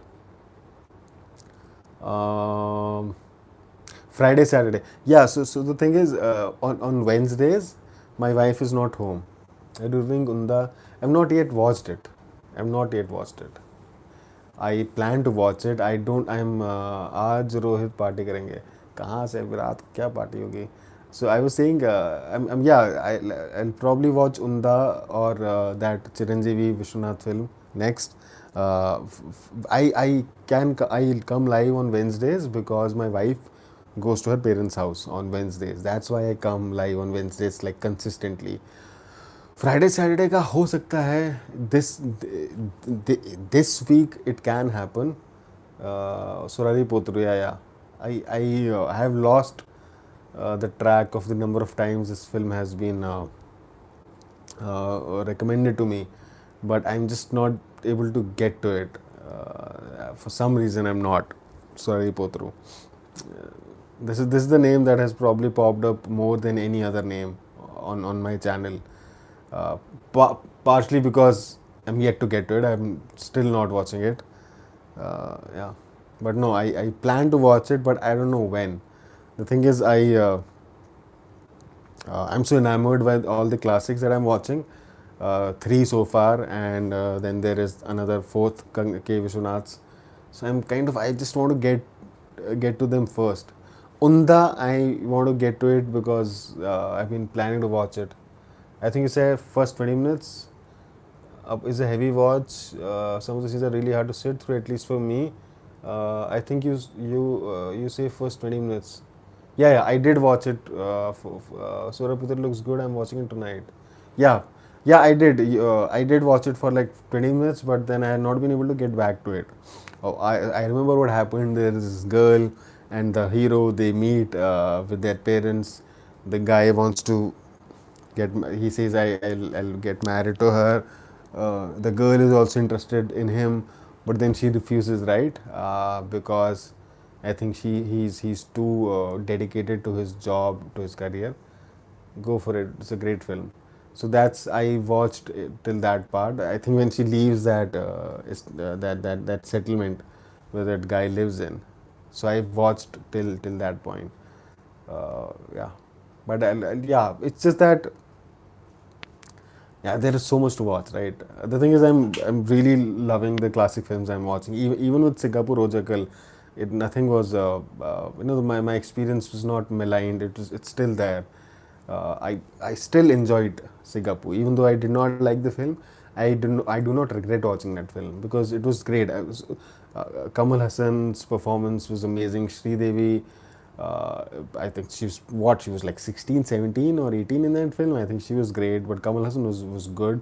Though not as effective in some scenes as he should have been, but then he's so young. I don't know how old he was when this film came out, Singapore Rojakal. But yeah, it had its positive, and I do not regret watching it.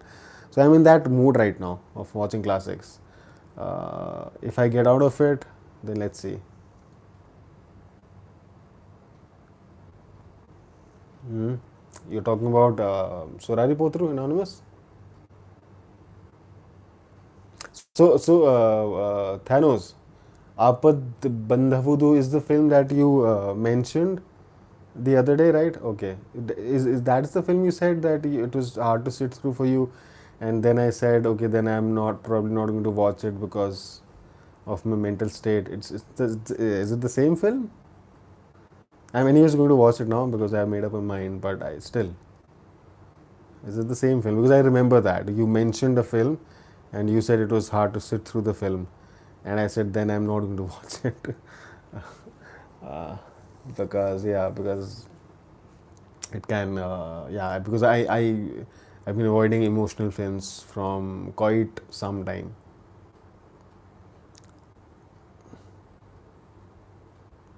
They send me off to a very like really bad place. It's a sentimental movie. You will don't watching it if you're in a senti mode. You will don't be watching it unless if you're senti mode. I don't think Akshay can match to Surya. Akshay. What? Akshay is also doing a remake of Akshay is doing a remake of Surai Potru. Uh, no, yeah, so if it's a senti movie, that's what I'm saying. You never get bored of watching Kamal Hassan. He was 24 when he Singapore. He was so raw in that particular film, but he was still good. He was raw in parts. Mostly, I thought he was good. Okay, Akshay is doing a remake. I thought Kamal Hassan and Sridevi, both of them made Singapore Rojakal a lot watchable for me. I liked Kamal Hassan's performance through and through, except for in few scenes, in few cuts. I mostly enjoyed his performance. I thought he was pretty natural in the film. So no, my issues with Singapore Rojakal have nothing to do with performances. There are things that happen, but I can excuse them. I mostly like that performance, both of them. Funny enough, my favorite part of the film was when their romance was blossoming, which is something I do not like to watch in films, but that was the best part of the film for me. Because that's the only part where the movie was making sense. It had good dialogues. Uh, Cringe was not there. So yeah. Oh man, it feels so good sitting on a chair. Kamal perfected his craft by mid 80s. He became a seasoned veteran by that. Many of his greatest performances came in that decade. Yeah.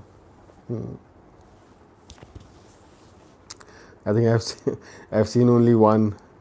That too, I don't know when, Sagar. About Shankarabharanam acting. Shankarabharanam acting, you guys do not watch my reviews, man, dude. So I mentioned it in my reviews that I loved the acting of the main guy, whose name I have again forgotten. I thought I mentioned it in my review because I have not watched anything of that guy before or after, and I have not heard about that guy at all. Yes, I woman was. I did not say she was bad. Thank you. That means you have watched my review. Thank you so much, Andy. I didn't say she was bad, but yeah, her style of acting in that film was J.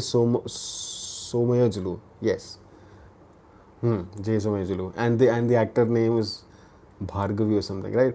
I didn't say she was bad, but yeah, her style of acting was yeah, she was also bad at certain places, but I could excuse that because she had a style of acting that was very reminiscent of classic cinema, not 80s classic cinema, but 50s classic cinema. Uh, so yeah, I mean, so there are two types of bad, I guess. There is just bad, and then there is this method of acting where you are acting like you would have if you were in a 40s film. So she was in that category. It, Manju Bhagwi's performance was reminiscent of mainstream dramatic flair in older films, didn't quite fit into the. Yeah, exactly. That's what I'm saying. But I did not hate her performance at all. Is it bad compared to 80s movies? Compared to 80s movies, it is. That her style of acting in Shankar Bharnam at least, that does not belong to 80s. That belongs to 50s or even 40s. Yeah, I can say that much. That does not belong to 80s for sure.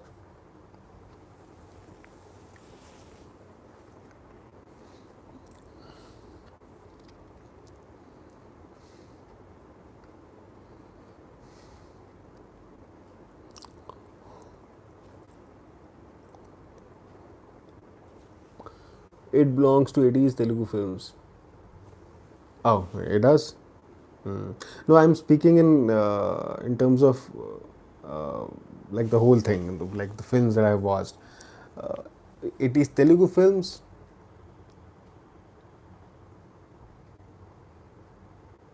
No, but other actors were not like they were different, right? Somaya Julu, sorry, butchering his name. Don't forget, Telugu films 20 years behind Hindi films. She wasn't an actor, to be fair to her. She was primarily a dancer. Yeah, yeah. Rohit, you says Gunner was liberal propaganda. You said you will return watching. Did you ever go back? No, no. I was just put off by Janagan. There was, I actually don't remember what exactly it was, but in the beginning there is this girl who is sitting. There's this woman who is sitting with a bunch of students and she's telling them a story, and then she says something.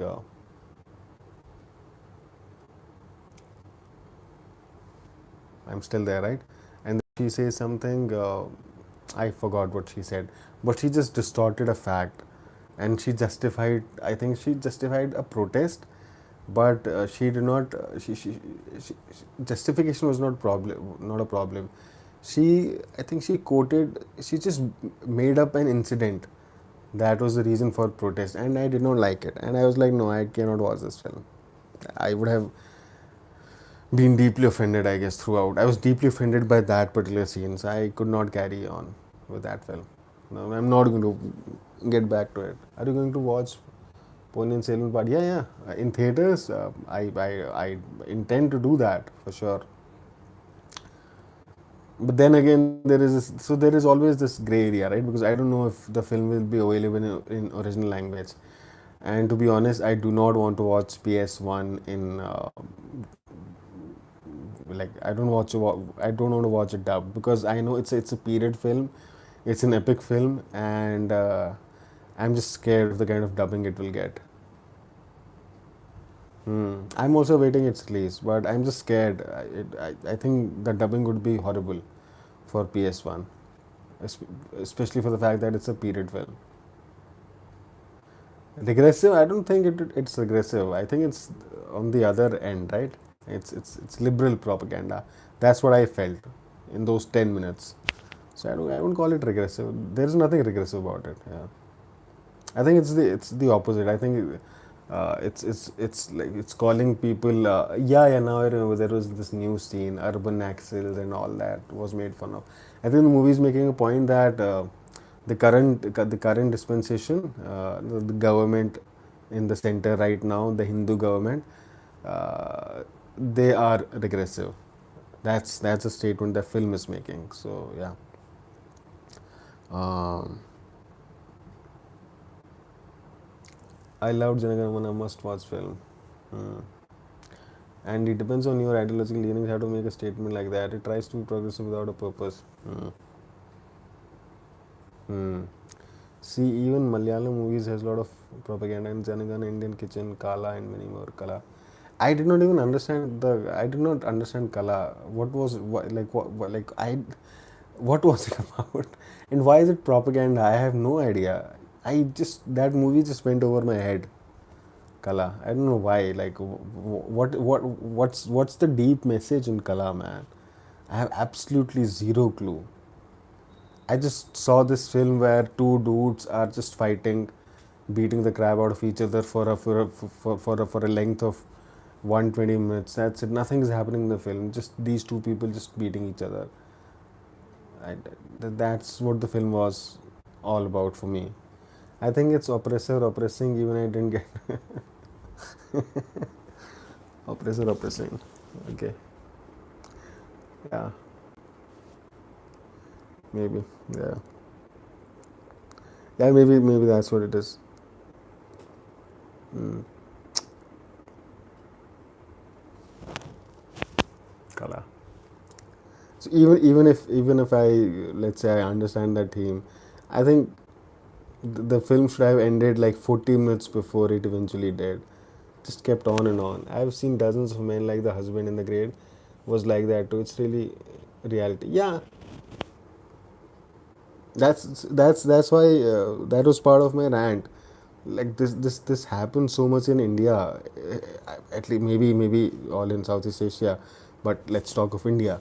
This happens so much in India, and nobody talks about it. People talk of sexism at work. uh, People talk of sexism at home in terms of when husband beats up his wife, when husband has affairs, and all of that. But nobody talks of these subtle things which Thappad talked of, right? Like her husband loves her. He's shown to be this very decent man in Thappad. Like, I'm not saying it sarcastically. He is a very decent man in Thappad. Very intelligent and very considerate. He understands his wife and all of that.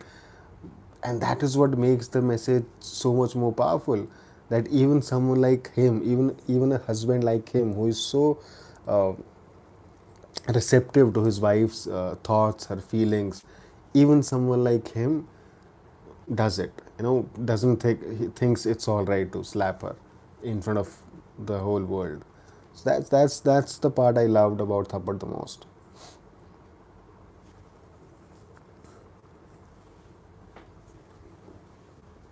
We'll probably make a shot out of this. The saddest part is the not having a problem with it. Yes, exactly. Yeah, yeah, yeah. Anirudh Praddy. So I have seen same thing like you said, Praddy with the grandfather. I have seen this in my family.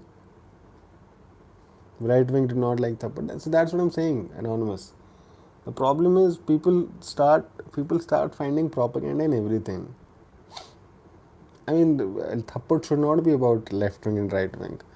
Or the Great India Kitchen should not be about left wing and right wing, but people make it left versus right wing thing. I don't know. I don't understand why women's rights or why women's respect have to be, women's honor have to be political. Yeah, yeah, yeah, yeah. By far, yeah. That's the thing. Tradition and religion, they use that to shame her because she's a woman. It's her duty to work like a slave, and it's, the apathy, like Praddy said. But yeah, the thing that everything is propaganda was made left and right. He was given a free pass because it's from Malayalam. Yeah, hmm. That's true, Anirudh.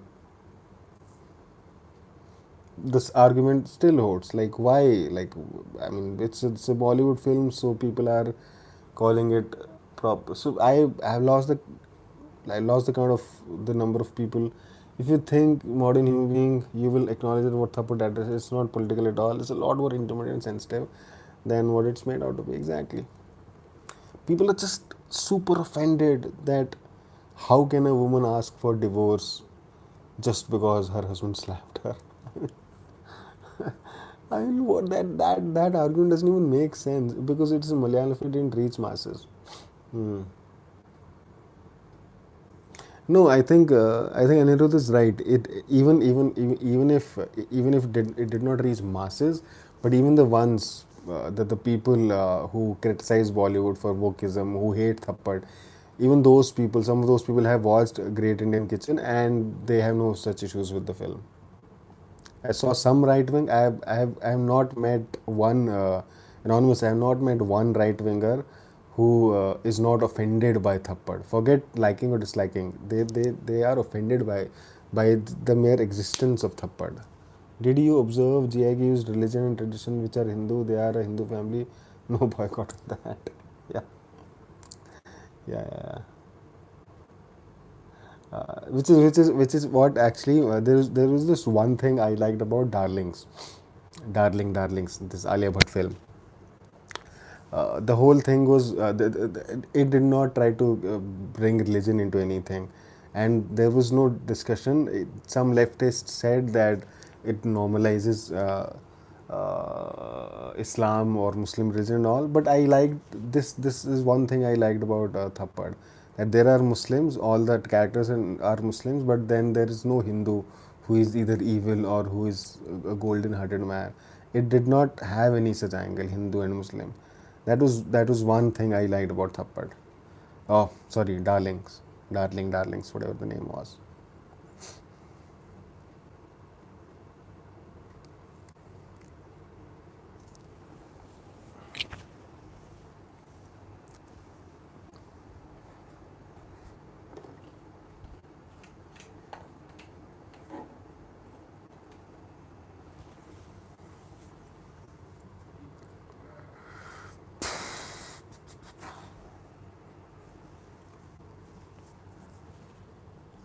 Have you guys watched any? Has anybody watched this? Praddy. If everybody gets upset at the identity of the character, you can't write an engaging plot. Yeah. So there are multiple aspects to it, right? One is in Thappad, that Christian character played by Diya Mirza is a very sensible and Hindu character. Dumb.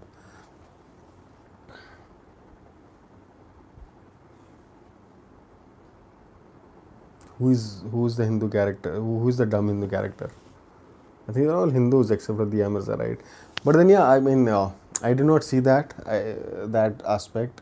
I did not see this side of the thing, but it's Anubhav Sinha. Yeah, just yeah, that's exactly what I was about to say. It's Anubhav Sinha, so I will not put it past him to include that angle. So yeah, yeah, that may have been intentional, very intentional. Yeah.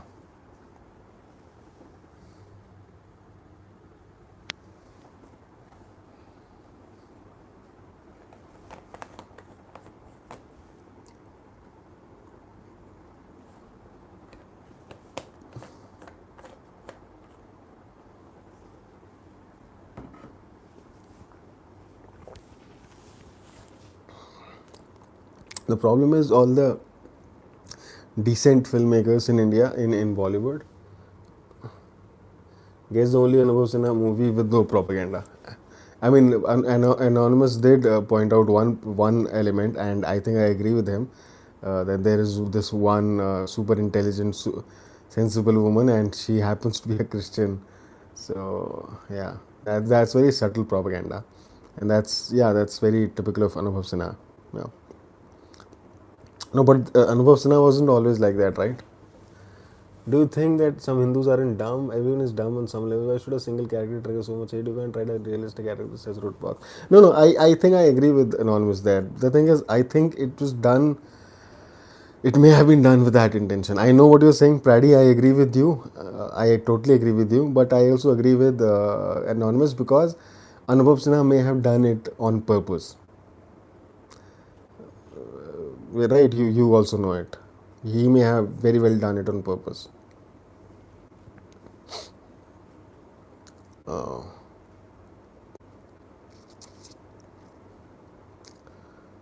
uh, what was I saying, man? I just keep forgetting. Yeah, yeah. Anubhav Sinha. Anubhav Sinha. Tumbin. Has anybody watched Tumbin here? Or are you guys too young for that film? Do you think that some Hindus are? Yeah. Okay. Same comment. Oh man, this chair is going to break, I guess.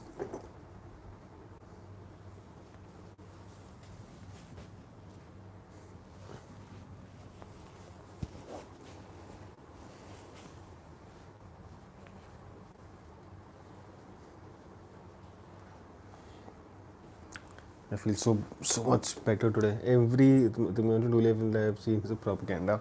Mm. I haven't seen Tigmashu Dhulia film in a long time. I really liked his Sahib Bibi or gangster films. The two of them, not the. That is the only non-propaganda. No, what I'm saying is that intent of the maker shouldn't matter. So accept well written. Yeah, that's true. Mm. For me, sometimes it gets difficult because sometimes I know. Sometimes I just can't keep that out of my head. Sometimes, not always. Sometimes it's like sometimes the intent of the director, it troubles me sometimes. Like in this case, I mean, because because I know the intent was not noble, so I can't. It's hard to ignore. Even though I did not notice that while watching the film, but since Anonymous pointed out, I can see it now. No, Ravan. No, who said Ravan? Andy or Anirudh? Anirudh. So Bollywood does it intentionally many times. It's not also subtle. In your face propaganda. Big comment coming ahead. Me. So no. So Anirudh. So क्या नाम है इसका? अनुभव सिन्हा. अनुभव Sinha has just started making political films. Raman is not the only non-propaganda films. He has made at least 7, 8 non-propaganda films. Dude, Anirudh, what are you talking about? He has been making First, in the 90s, he used to make videos for Sonu Nigam's albums. Then his first film was Tumben.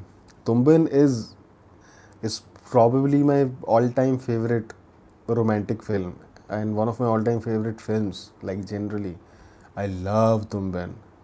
I watched Tumben, Anubhav Sinha's. I watched an Anubhav Sinha film like yes, Cash, Dua, Tumben, Dua, Das, acha, Das, Das, yeah. So there's another film with Priyanshu Chatterjee. I don't remember the name. I've been able to separate the art and I discard intent completely. If the story is relevant, I'll be able to watch it. I know Tom Cruise is a PS in real life. I still love his movies. Hmm.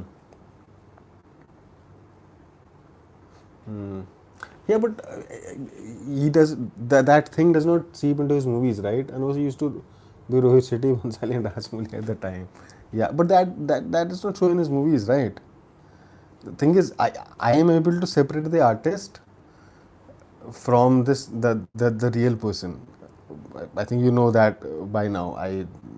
If there's like Zoya Akhtar, I love her films. If there's a good Anurag Kashyap film, I will. I don't care who is making it, but if in the film there is an intent, if in that film, then it's hard to separate. You know, Royal have propaganda and who have made big budget multi-style Cash, Das, Tumban, Ravan, yeah. I have followed Anubhav Sinha's career right from the beginning, right from when he was making Sonu Nigam songs, and then he made Tumben, which is, like I said, my all-time favorite film. So I have followed all his films. I have watched all his films, except for one with Priyanshu Chatterjee and Dia Mirza, and Om. Shit, Om. I'm about to say Om Kapoor, Om Puri. Seems like propaganda politics destroyed Anubhav Sinha, who used to be best commercial mass in internet.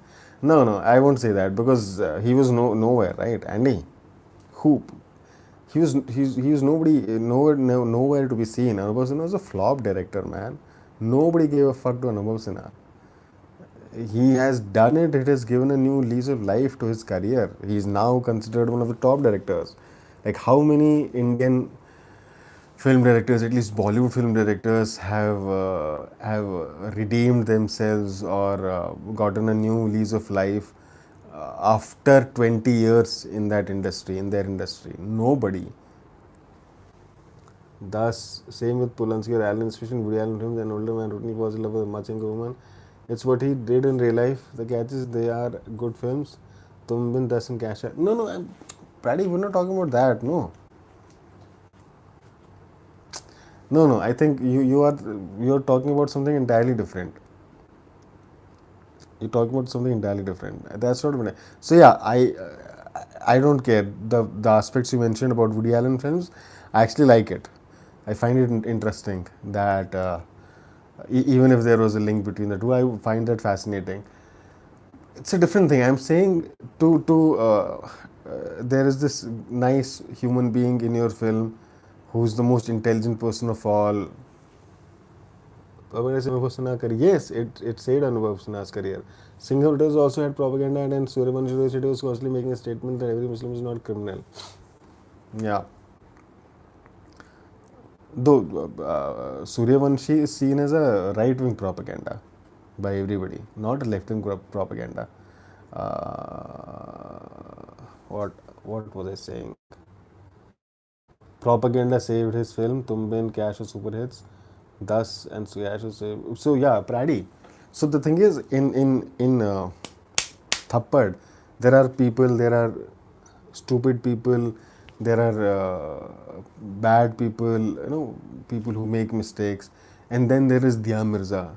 She seems to be like this perfect, perfect person, perfect woman, and like yeah, it's like she's the soul of I don't know, but like she's just somebody who probably has done nothing wrong in her life.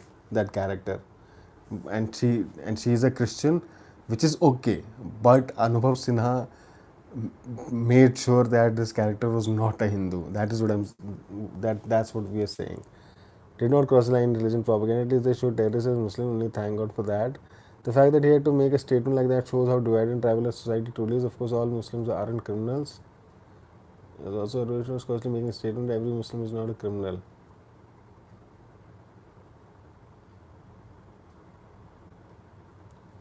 Shows how to identify tribalist societies. Tribal is the word. I have to use that word more often. Tribal. Because we do suffer from a tribal mindset a lot. Hindus are criminals. Yeah, yeah, I know. So that's what I'm saying. Suryavanshi is received a lot of flack from movie critics for being a right-wing propaganda. But Rohit Shetty will not show in his film that every saint is not a criminal. He will generalize them. I'm talking about Singham 2. Yeah, I have no context here. I don't actually remember Singham 2. What I remember is, I have not even watched Suryavanshi, but I remember is there is good Muslim, bad Muslim thing happening in Suryavanshi, and the left wing was offended by that, is what I know. That they saw it as a right wing propaganda film. So I don't know if right wingers saw it as a left wing propaganda. That's news to me.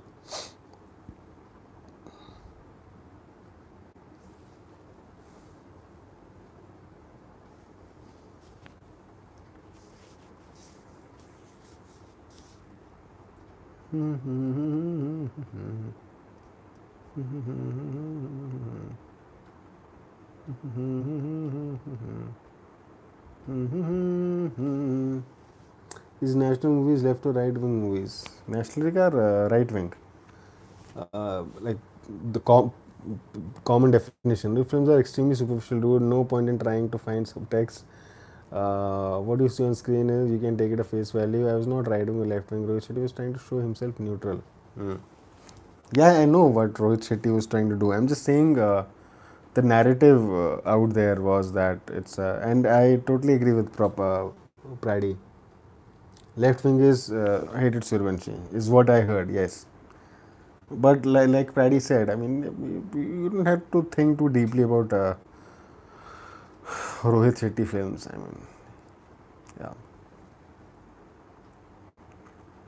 But yeah, left wingers, not as much as they hated the accidental prime minister, Kashmir files, um, um, uh, not as much as that, but yeah, to an extent.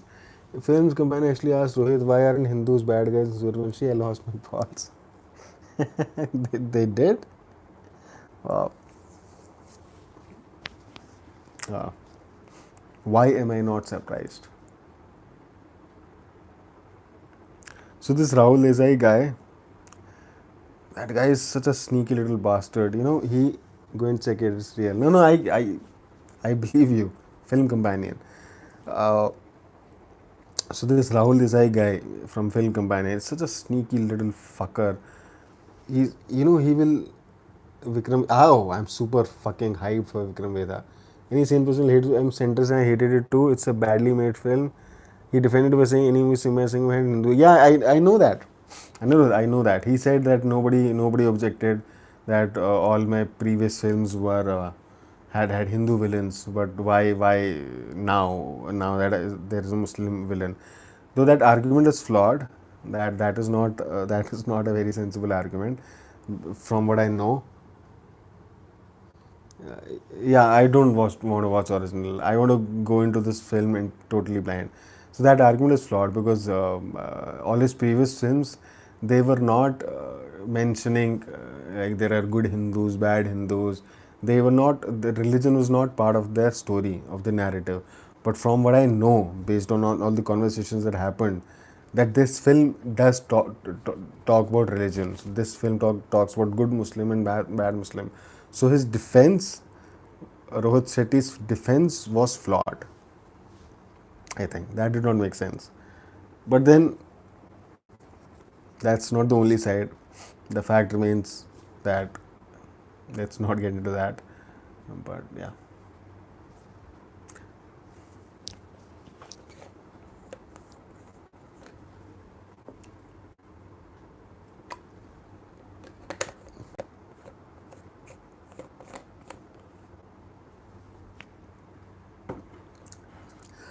Don't we for me, because I've just getting started with South Indian cinema. Not so the thing is with PS1. So to get excited for a film, you have to uh, you have to know the actors, their body of work. I don't know any actor from this film PS1. Even if I do, right now I don't know who I know except for Aishwarya Rai. So it would be anybody in my shoes who says PS1 or I'm equally excited is lying, because to be excited for a movie you actually have to also you have to look forward to that actor, you have to know that the lead actor or actress. uh, Only then I think you can be excited. Mani Ratnam cannot be the only reason. So yeah, Vikram Vedha by far. Once I watched like two or three films of the lead actors in here in PS1, then yeah, I can compare. There is Karthi film from Kathy and Vikram from Aparachit. Rank Armusana keeping propaganda aside. Rank. I thought rank. There is Karthi. Yeah, so Karthi and Kathy. I've heard that. Yes, but Vikram from Aparachit. But I may have watched Aparachit like I don't know 70 years ago when it came out in like what mid 2000s, and Karthi from Kathy, it's just one film, and it's an action film, dude. It's it's a thriller. I'm still not attached to this guy. Your thoughts on Tumbin 2 by Anup Sinha? I did not even try watching it. So Tumbin, so that was his last failure, I guess. Anup Sinha's Tumbin 2. After that, he became a propaganda filmmaker, or you can say someone who started making political films. And I think that was a new chapter in his life. So no, I did not watch Tumbin 2 because, like I said, Tumbin is one of my all-time favorite films. I just did not want to sully those memories by watching these some like pretty actors doing bad stuff, bad acting. No interest. Rank Anubhav Sinha films. Tumbin, like Tumbin. It's the same director. No, but I've heard terrible things about the film. And actors also matter, yeah. I mean, that's what I said about PS1, right? Actors matter to me a lot. Director matters, yes, but also the actor. And I'm excited for PS1. I'm going to watch that film in theaters if I find it in the original language. But comparatively speaking, Vikram Vedha, no. With Vikram Vedha, no, I cannot compare it with Vikram Vedha. I'm like way too excited for Vikram Vedha. Uh, what was I saying? Rank Anubhav Sinha films. So Tumbin 1, Tumbin 2, Tumbin 3, Tumbin 24. Then comes uh, Thappad. Then comes Das. And then somewhere down the line comes Article 15. I haven't seen Mulk. So yeah, that's it. Cash, Tathastu, yes, Tathastu. I forgot about that. I'll watch PS1. I want to watch the history of Cholas, which is an amazing story. Yeah, yeah. That's the reason I want to watch. I want to. I'm like really excited for PS1, but since you put this multiple choice question, that's why I said I'm more excited for VB. So yeah, Tathastu was also a lot of fun. It's a copy of some film, I guess, frame to frame copy, but it was engaging when I watched it. Cash was. I remember watching the film Cash when it came out. I think it was wild and it was bad. So I do not remember anything from that movie. But yeah, so I said Tumbin, the first 20, 27, 28 spots, then Thappad, then Das, then Tathastu, then Article 15. Yeah, yeah. Article 15, I think terribly overrated, like hugely overrated film. It is clashing with the Tamil film, which is a remake of a Tamil film. Yeah. Irony. Irony. Vikram Veda is clashing with a Tamil film, despite being a remake itself of Tamil. It was a nutshell. Mulk, Muslims good. Article 15, Hindus caste Thappad, man patriarchal, Anek, Indian. Oh yeah, there is Indian Anek too. Yeah, we know. I think that's already established, right? He's into propaganda and all. That's why I said that Christian character of Dia Mirza in Thappad, that may have been that is most definitely intentional. That's why we talk about. But it's good for his career, man. New lease of life. But to be honest, I find him overrated. Like I said earlier, I do not like Thappad as much as I guess I don't know, some of you do. Praddy does at least. I think Thappad was a strict one-time watch for me. Uh, why Anek flopped? एक तो Anek came out now. People are anyways not interested in going to movie halls unless it's an event film. Or some masala, something like Bhool Bhulaiya 2, something like that. And then I don't know. So I'm not. Here's the thing. I'm not saying why something worked and why something did not work. I'm just telling you something that happened. I'm just telling you a fact. Like Anubhav Sinha was down in the dumps. He was a nobody director who was making flops after flops after flops. Even Ravan did nothing to his career. This Shah Rukh Khan superhero film. He was in such a bad state that he had to remake his own film. Imagine, Anirudh, imagine karo yaar. He was in such a terrible state that he had to remake his own film. Market, I'm quite related to the quality of the film post pandemic. Advances taste, yeah. He had to remake his own film, not in other industry. It's not like he remade Tumbin in Tamil or Telugu. He remade a Hindi film that he made 20 years ago or 17 years ago.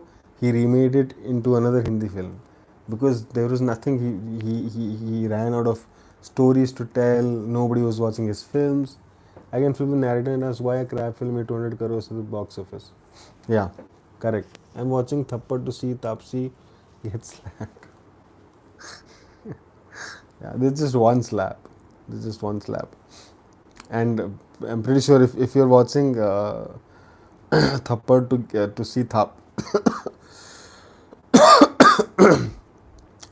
थप्पड़ यार क्या नाम है इसका Taapsee get slapped. If watching थप्पड़ to see Taapsee get slapped, then by far you are going to get offended by the end of the film or during the film because it's just one थप्पड़. Uh, uh, yeah.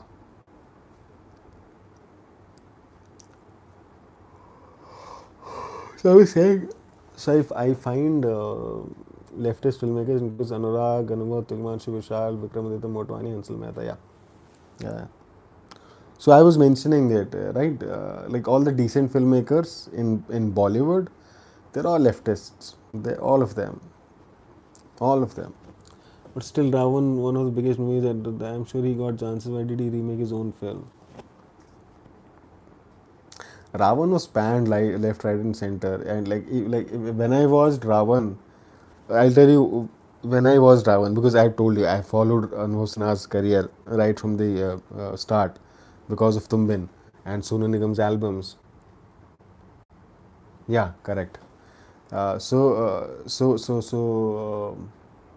Mehta, that most recent thing was terrible. This Bombay love stories. So when I watched Ravan, Anirudh, or was it Andy? Andy. So when I watched Ravan, Andy, I was like, no, this is not Anubhav Sinha. This is not Anubhav Sinha. This is Shah Rukh Khan either hired this guy. Shit, I forgot his name.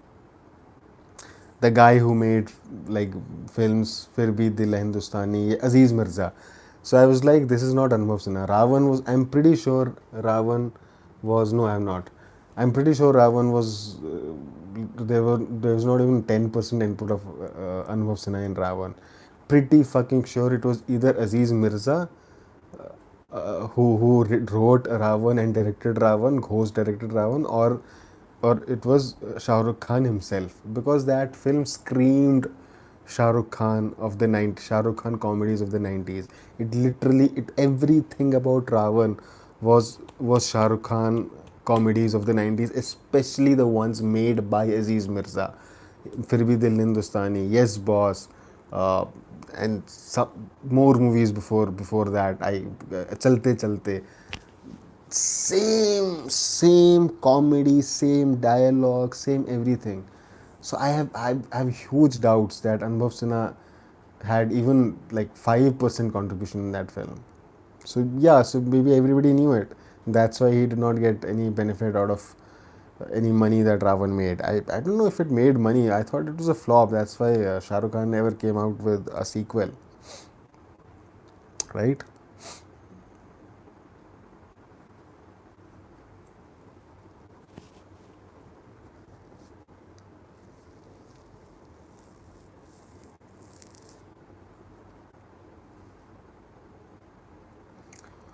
Makes sense. That's it. Ravan screams plagiarism inspired lazy filmmaking. It was one of the worst films of Sarki ever did. Some Bollywood actors say India is intolerant after says before breast. Some people are still as watching how much tolerant people you want. Why Ghost direction? It's so confusing. I'm saying Ghost direction like unofficially, of course. I can. I'm not saying Anubhav Sinha is a master filmmaker and whatnot, but Ravan was not an Anubhav Sinha film for fucking sure. It had Aziz Mirza written all over it. Like Paddy said, it's one of the worst Shah Rukh Khan films because it's a combination of all the bad Shah Rukh Khan films. It literally, so there is Fir Bhi Dil Hai Hindustani is one film, Yes Boss is one film, Chalte Chalte is one film, and some early 90s Aziz Mirza film is one film.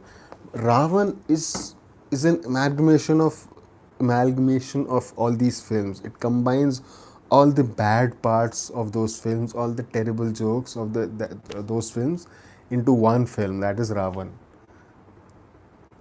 If sometime, if God comes and tells me, like, if somebody gives me evidence, no, it was an Anubhav Sinha film, I would tell them, you are lying, this is fabricated evidence. Because it's an Aziz Mirza film. Ravan is an out and out Aziz Mirza film.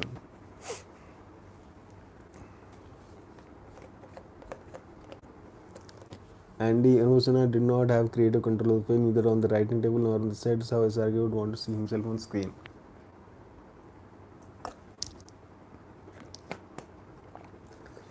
That, for example, from what I remember, that scene, having noodles and dahi with hands, that was one of the comedic tropes used in Ravan, right?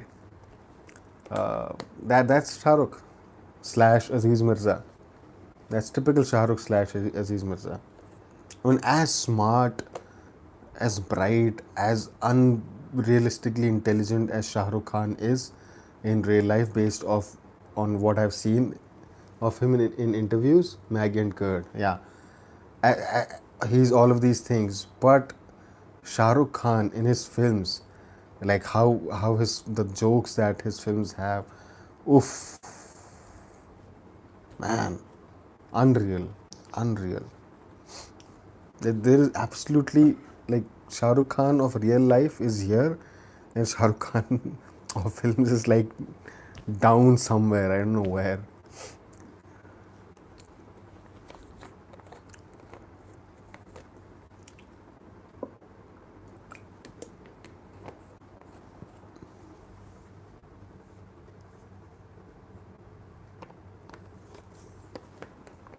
Yeah, there was no concept of India. That's what he said, right?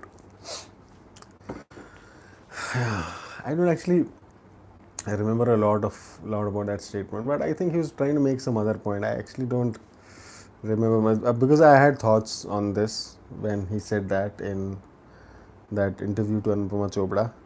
But I think he was trying to make some point which back then I did not wholeheartedly disagree with, but I can't go back to that right now because I don't remember why I had that view.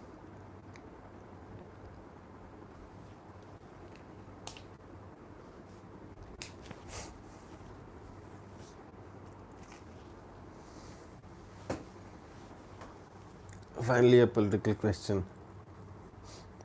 Finally, a political question. I think we have been talking politics from the start and in all the sessions.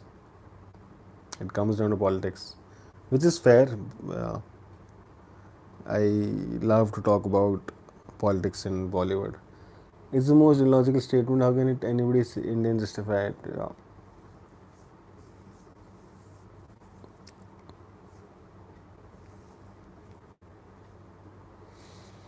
Hmm.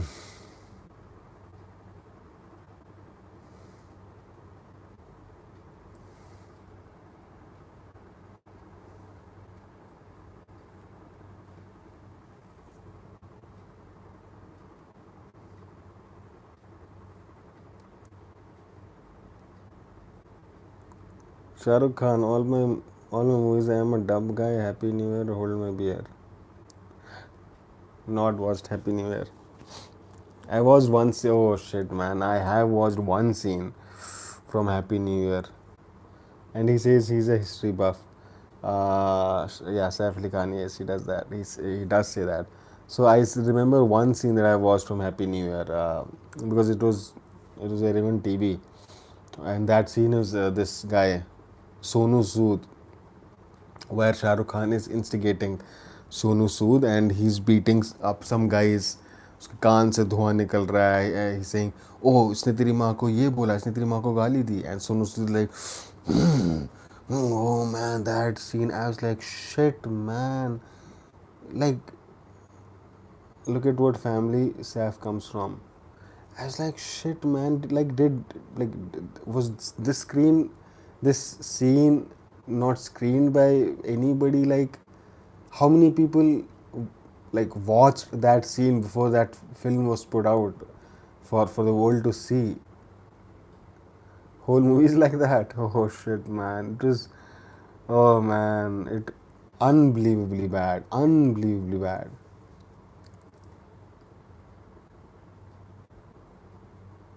Yep, correct. There was basically there was no India. I mean, I don't even know if people back then, the common man, knew like they not knew, but it, like, did they even care about, oh, I have a country. uh, yeah.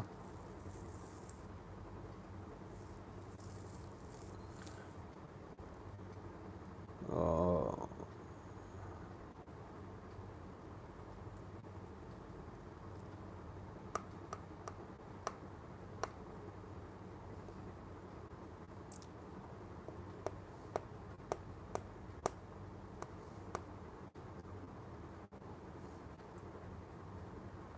you can trace it back to the ancient Shuddha.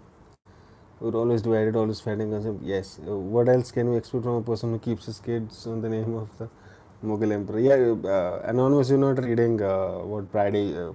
Praddy has posted two comments. Please read those because that's how things were. So yeah, as far as he naming his kids, Saif is offspring of Mughal Turkic invaders. Of course, he doesn't know that there was an India before his ancestors invaded and destroyed the US, destroyed us. No, he knows. That's not the point. Point is, he's not talking. He did not talk in geographical sense. There was we were empires, man. It's ruled by even before Muslim rulers came, Mughal rulers came. We were still before British India had 23% contribution in world GDP. That's a different thing. We united against a common enemy. See, your economics and unity among people, they are two different things. British looted India. That's not even up for debate. We were rich, sure, but that does not mean anything.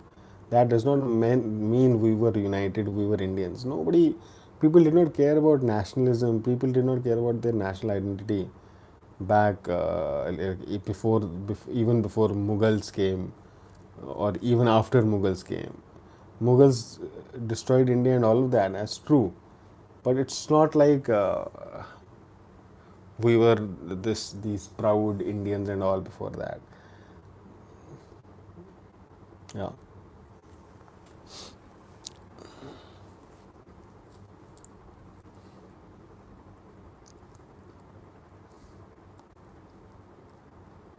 purple balls. You know what you are saying now? Mm.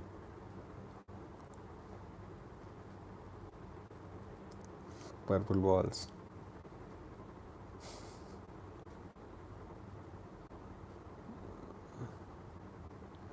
bro. We were united. It's our two kind, two friendly kings like Prithvi. Kanga, Prithvi, Raj, who seemed terrorist friends. That's why we lost and got invaded. Dude, do you even know basic economics? The monarchs hoarded all the wealth. The common man is under horrible poverty just because we had 23% didn't mean common people were rich, right? That was just, there was no distribution of wealth. Zero, almost zero distribution of wealth. It's just that in retrospect we want to, we just want to, we just keep telling ourselves that such and such ruler was benevolent and was good to his praja and whatnot, even if there were good kings and all of that, but largely, largely it was different, man. And and it's a huge subject, and one can't even recommend books because totalitarian structures don't facilitate equal wealth distribution, right?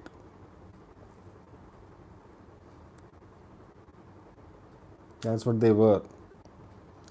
Democracy, right? Democracy was not. It's not a concept that has existed from the beginning of time, right? It's a very recent thing.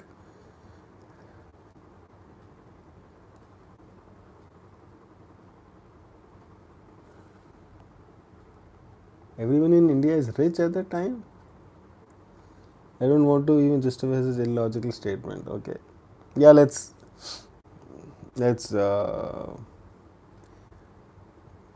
everyone in India. What are you saying, dude? Come on, come on, come on. Don't. Okay, let's not talk about this because this is a controversial topic. But no, I would recommend that we go back and read some history because we need to.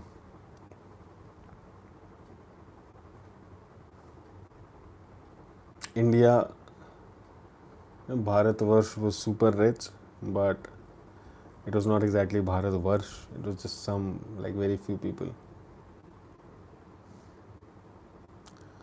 The monarchs hoarding all the wealth happened only in Europe. It did not apply to Indian Empire. Chanakya wrote a book about how a king should behave about 2000 years back itself. Yeah, but he wrote a book, but Chanakya and all the people he advised, they did not live for 2000 years, right? Even someone with least history knowledge of India will know it was the most illogical statement. The thing there were some good rulers, there were people also like Chanakya, but they existed for like for a blip in history, right? For literally a blip for like how many years Chanakya would have existed and have had an influence? 30 years, 40 years, 70 years, out of how many? 2000, 10,000 years. So yeah,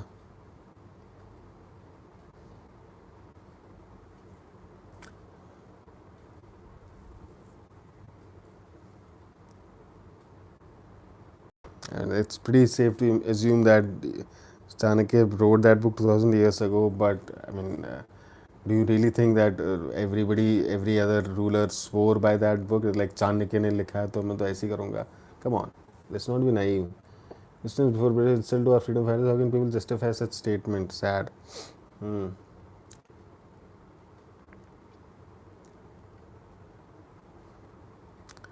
So-called West doesn't have a single person like Chanakya. Hmm. No, they don't. Nobody's denying that. I'm saying Chanakya's influence did not last 2000 years. It would have lasted 30, 40, 70 years maybe. And some maybe rulers in the future, some ruler for some more years, 30 years, or 100 years, or 200 years may have been inspired by him, but not for 2000 years. Like how many rulers may have, uh, like how many individuals like swore by whatever he taught out of 2000 years. Imagine. Merchant guilds, statesmen, etc. make up for more than 100% of the GDP. Or quoting Chanakya, wrote Chanakya Niti 40 years after Ashoka's death. Rohit, you're right. We failed to follow Chanakya's Niti. That's why you lost invaders. We inspired and followed him. We won't. Yeah, see, that's what I'm saying. And that's what Prady is saying. If we were such a great nation, we wouldn't have fallen prey to foreign invasions like that. And I don't even want to go into Mahabharata and Ramayana sometime. Liberal think it's a mythology.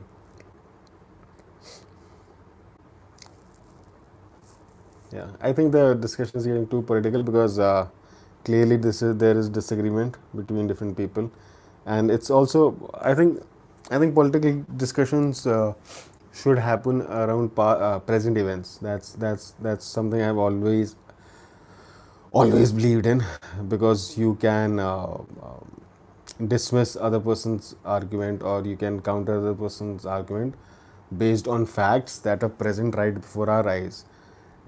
Having disagreements over events that happened 500 years ago, 700 years ago is just plain stupid to me, to be honest. Because nobody, we have all read things and there is no point. So we have all read things. So there is absolutely no point arguing over things that somebody else has written about that time. Because whosoever wrote it, that person was biased. Whether he was pro-India, anti-India, every single historian is biased.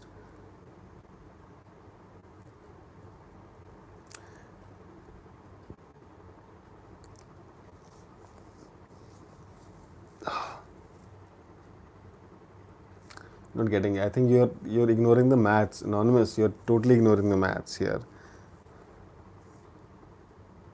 Lakshmi Bomb remake was subtle in its Hinduphobic changes. No, no, I am not. No, so we were having this discussion about the Hinduphobic content in Bollywood, and absolutely zero debate over that.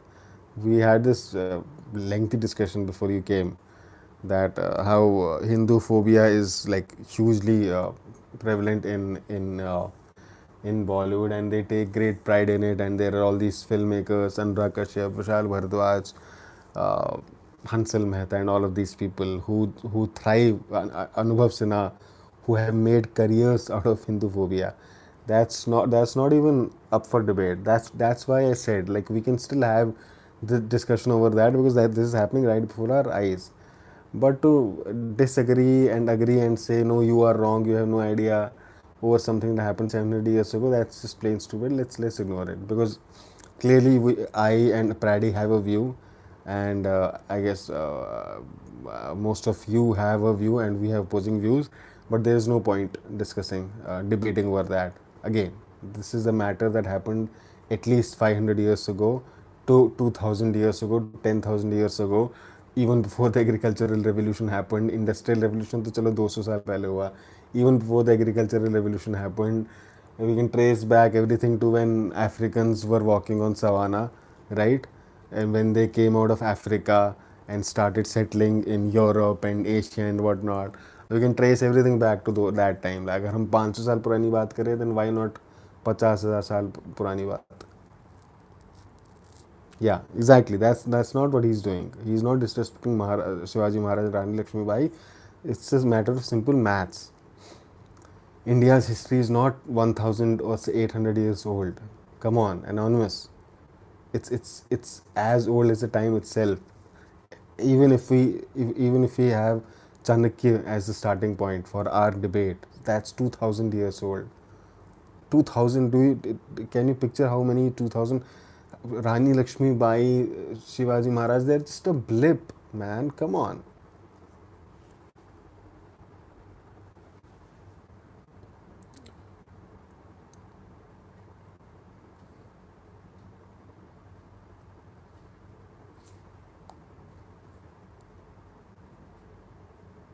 I don't know. I don't know if that's true, Andy.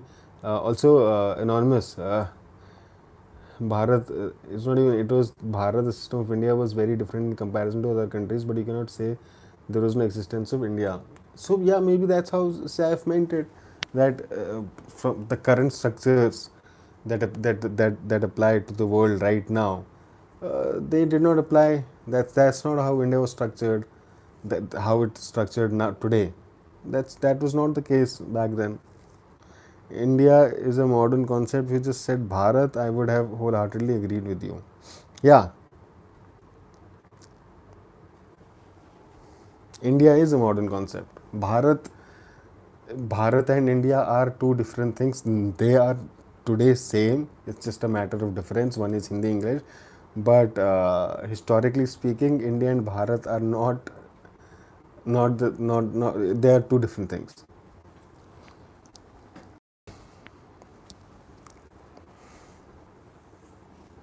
And Saif did not say Bharat. Saif said the concept of India did not exist.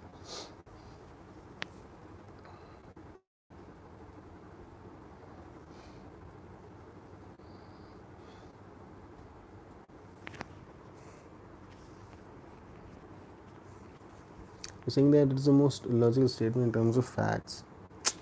See what you're saying. You talked about the structures of what was it called? Anirudh. So anonymous. You mentioned how India was, how Bharat was structured in a different way than other countries. Take a guess, everyone. Forgot. Uh, so yeah, Saif, most likely Saif meant it in that way. He did not say that Bharat did not exist. Like Bharat is a new country. I think it's a very convenient exaggeration, to be honest. Anonymous. That's why would he say that? Just try to think of it logically. Why would Saif Ali Khan make such a statement? Like, even if he, let's say for a second that he believes that India as a nation, as a civilization, Bharat as a civilization did not exist before the British Raj, why would he be foolish enough to actually say that on camera? Anonymous, why would he do that? Just tell me, like, do you think anybody is that stupid? Anybody has that low level of IQ? Bharatvarshe, Bharatkhande. Yeah, is that Anirudh? So why would he just try to think of it logically? Just because he has named his kids after some barbaric Muslim ruler and whatnot, we have started to look at him as this, I don't know, this Pakistani guy. I don't know. That's insane to me. And to be honest, right, we agree with everything, the Hindu phobia, the wokeism in Bollywood, Anubhav Sinha and all. But so I'm not coming from that liberal school of thought, nor is Praddy. But it's just, it was a full video. He denied the facts or history shown in Tanhaji. Yeah, I remember.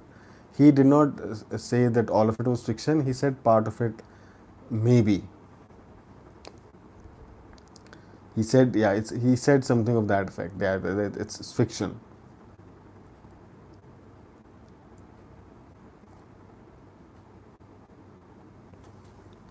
You're 90% close, but there is a name used for Martha Kande, Bharatvarsha. You should full context of what Anupama question. Okay, I'll go and I'll revisit that interview. But my view is that I will not, I do not think of Saif Ali Khan in the same, I do not view him from the same lens as I view an Anurag Kashyap or Anubhav Sinha or Vishal Bhardwaj. I don't think he's that guy.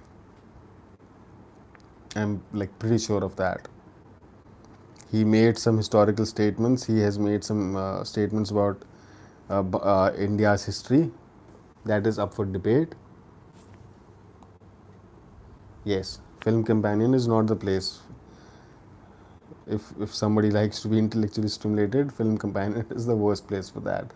It is. It is. It's a yeah. It is what it is. But people go there because it's a popular channel. People think that their film get will get eyeballs, and obviously these are big time reviewers, Anupama Chopra and all of that. That's why every puja and shukla has these two words back to back.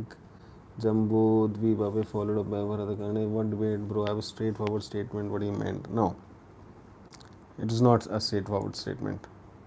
Anonymous. But let's. I don't think either of us can convince each other. So Jambudvip is an island west of Dwarka that existed before the Younger Dries 13,000 years ago. It was a separate landmass that was part of the Bharatvarsh. Hmm.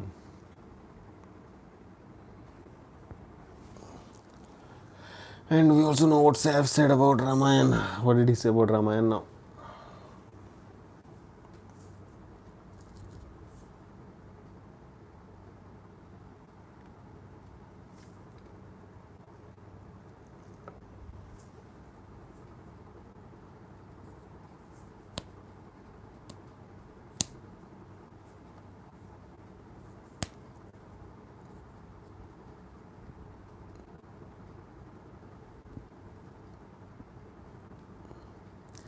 He then apologized for that, okay. What did he say?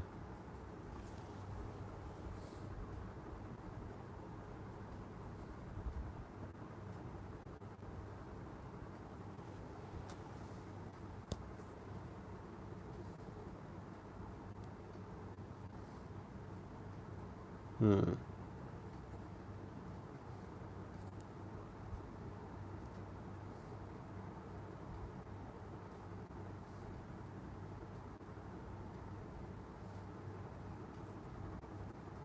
Come on, dude, let's not make this too political. We can't speak on behalf of others. Let's talk on something else. Yeah, that's what I'm saying. That's what I'm saying. Something which is like two parents, like Anurag Kashyap's and all of these people, they don't, they're just out there, right? So we know what their ideology is, what their thought process is. What do they think of Hindu, the secularism thing, the whole thing, the Sanghi terrorism, Bhakts and all of that. That's where they come from. But I think there is enough gray area when it comes to Saif Ali Khan. So let's not make assumptions. He said that. I'll have to go back and read that statement. Hmm.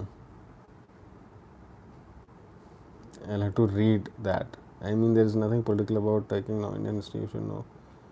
Someone's own history is political. We should know. Talking about yeah.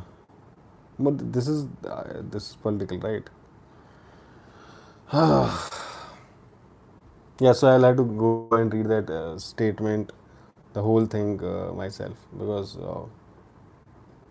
yeah, there's a lot of misquoting that happens on internet and on YouTube. So yeah, let's see what he said.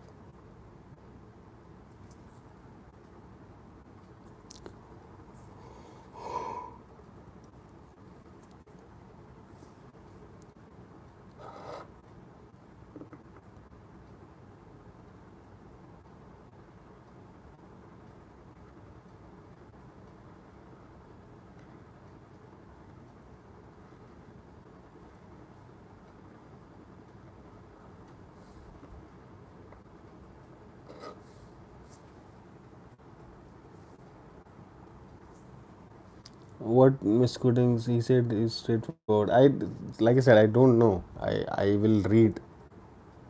I don't care about the comments of a spoiled billionaire. Never will. Jumbo Deepa is called before Mahabharata and Bharata clan war.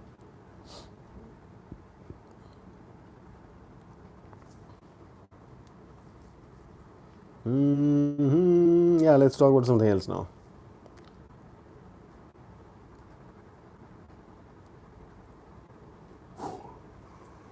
Or maybe let's not. I guess it's quarter to two. Let's watch something. Indians called Bharat after Mahabharata. Let's call. We still have. The night is young. Let's watch a movie. For I'm really feeling sad now. Me too. Yeah, let's watch a film now. The shlokas come from the Vedas, right? They predate the Mahabharata and the Kuru conflict by thousands of years. We are werewolves.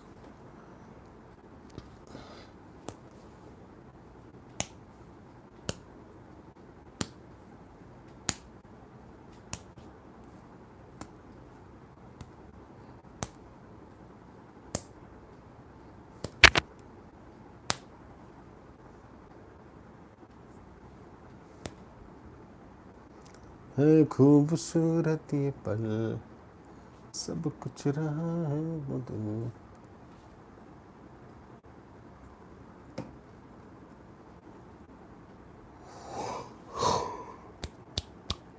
Chalo guys, this quarter two. I think I can watch about 30 minutes of a film. Yeah. Let you finish your discussion.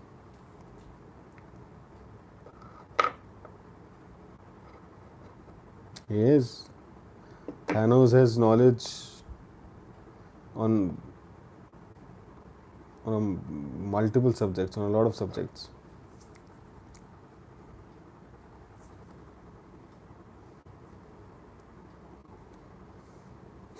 That's why I said he's well read. That's why I don't take him on. So yeah, all the best to Thanos for your Hyderabad. You have a theory too. You guys are not in a mood to go, huh? Books.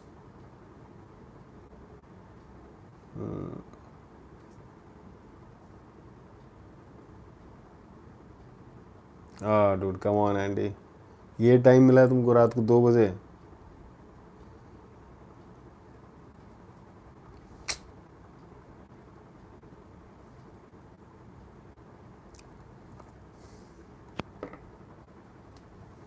तुम लोग करो बात. I don't think you need me, right? I'm not mediating anyways. You guys can see each other's messages. I'll straighten my back. I'll come. I'll come in. I don't know. I'll be back in. I'll not come. I'll be back in like 3 to 4 minutes.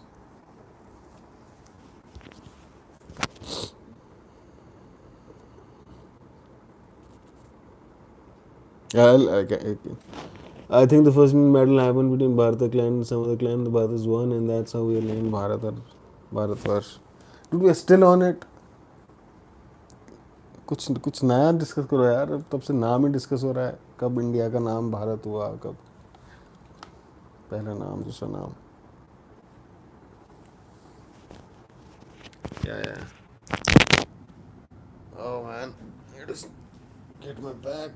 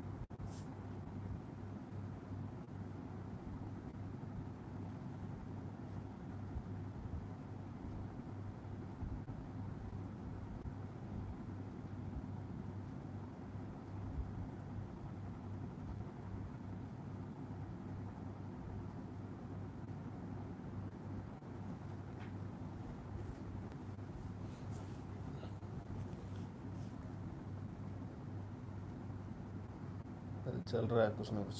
चलो, carry on.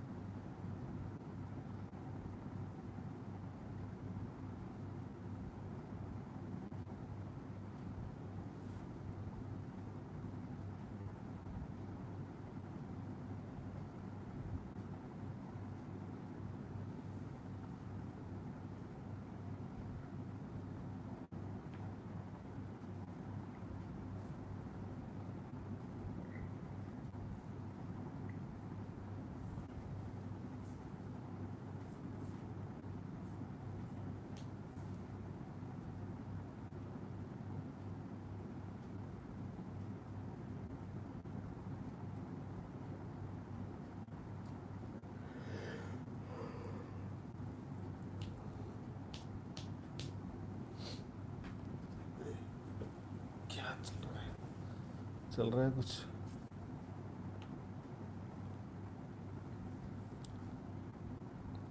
Question mark.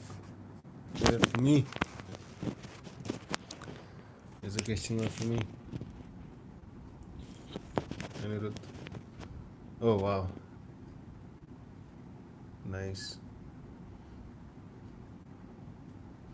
Good to see you guys intensely engaged in a discussion.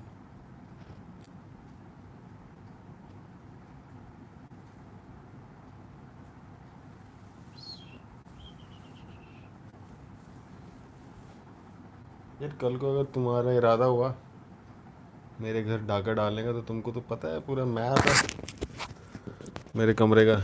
You know where I hide my money, my safe boxes. It's very dangerous. तो ये दीवार के पीछे मेरी black money है, 700 crore. It's actually not a wall.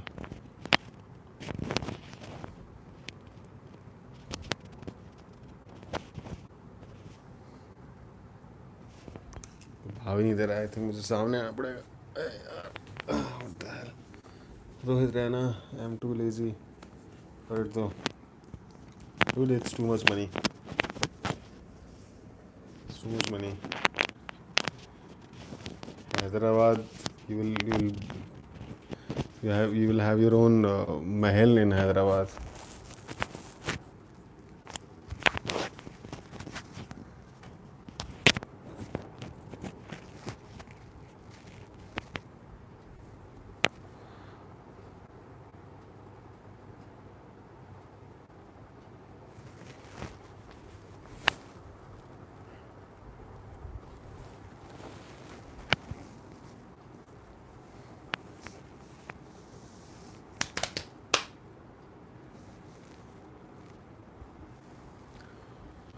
है खूबसूरत ये सब क्या देखना पड़ रहा है. क्या देख रहे हो तुम?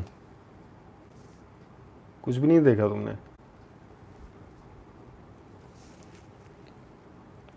What did you see? You saw my shoulder. Oh, you saw my underarms. I'm sorry.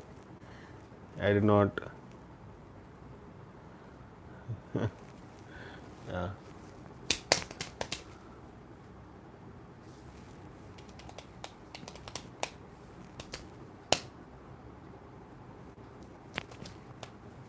Chalo, I'll come back. Oh man. Oh shit. Are you guys done?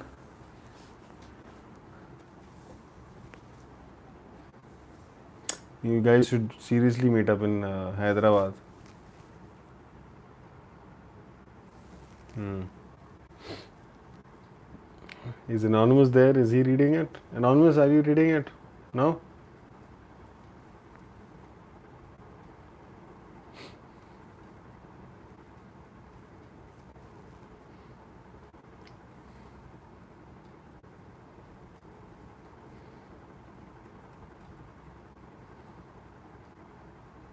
Yeah.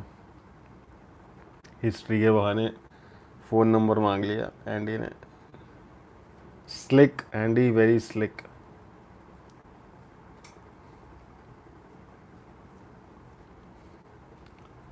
ये कर लो ना यार, share a social media user name. Phone number तो obviously आ नहीं दे पाओगे. Share a social media user name, anything, Insta, Facebook.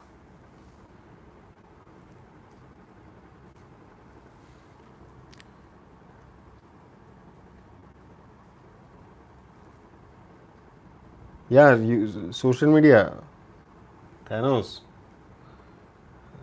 Share something. instagram.com/ के बाद what is your user name, और फेसबुक का, और your email address.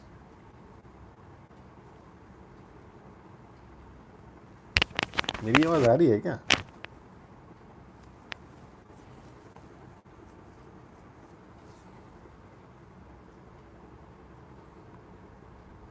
email address. Just type in your email address.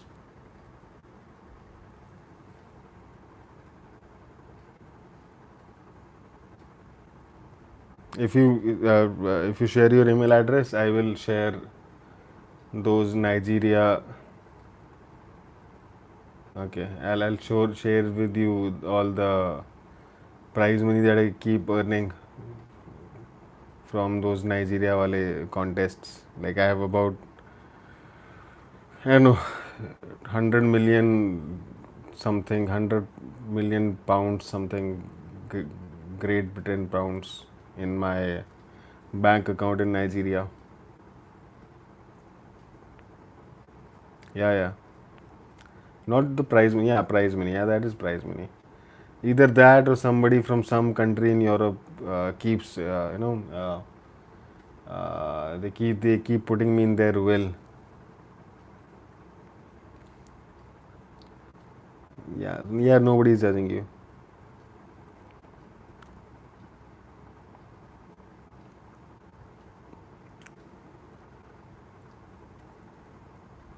Hey, खूबसूरती. Do it quick, man. Otherwise, I'll start singing because I've always thought of myself as another Sonu Nigam.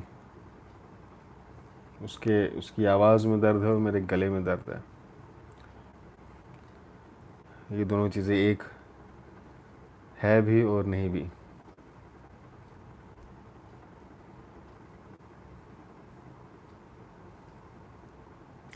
Yes. I missed the session when that person by the name of Jennifer was here और हम रात को शायरियाँ कर रहे थे. That was too much fun. Good night.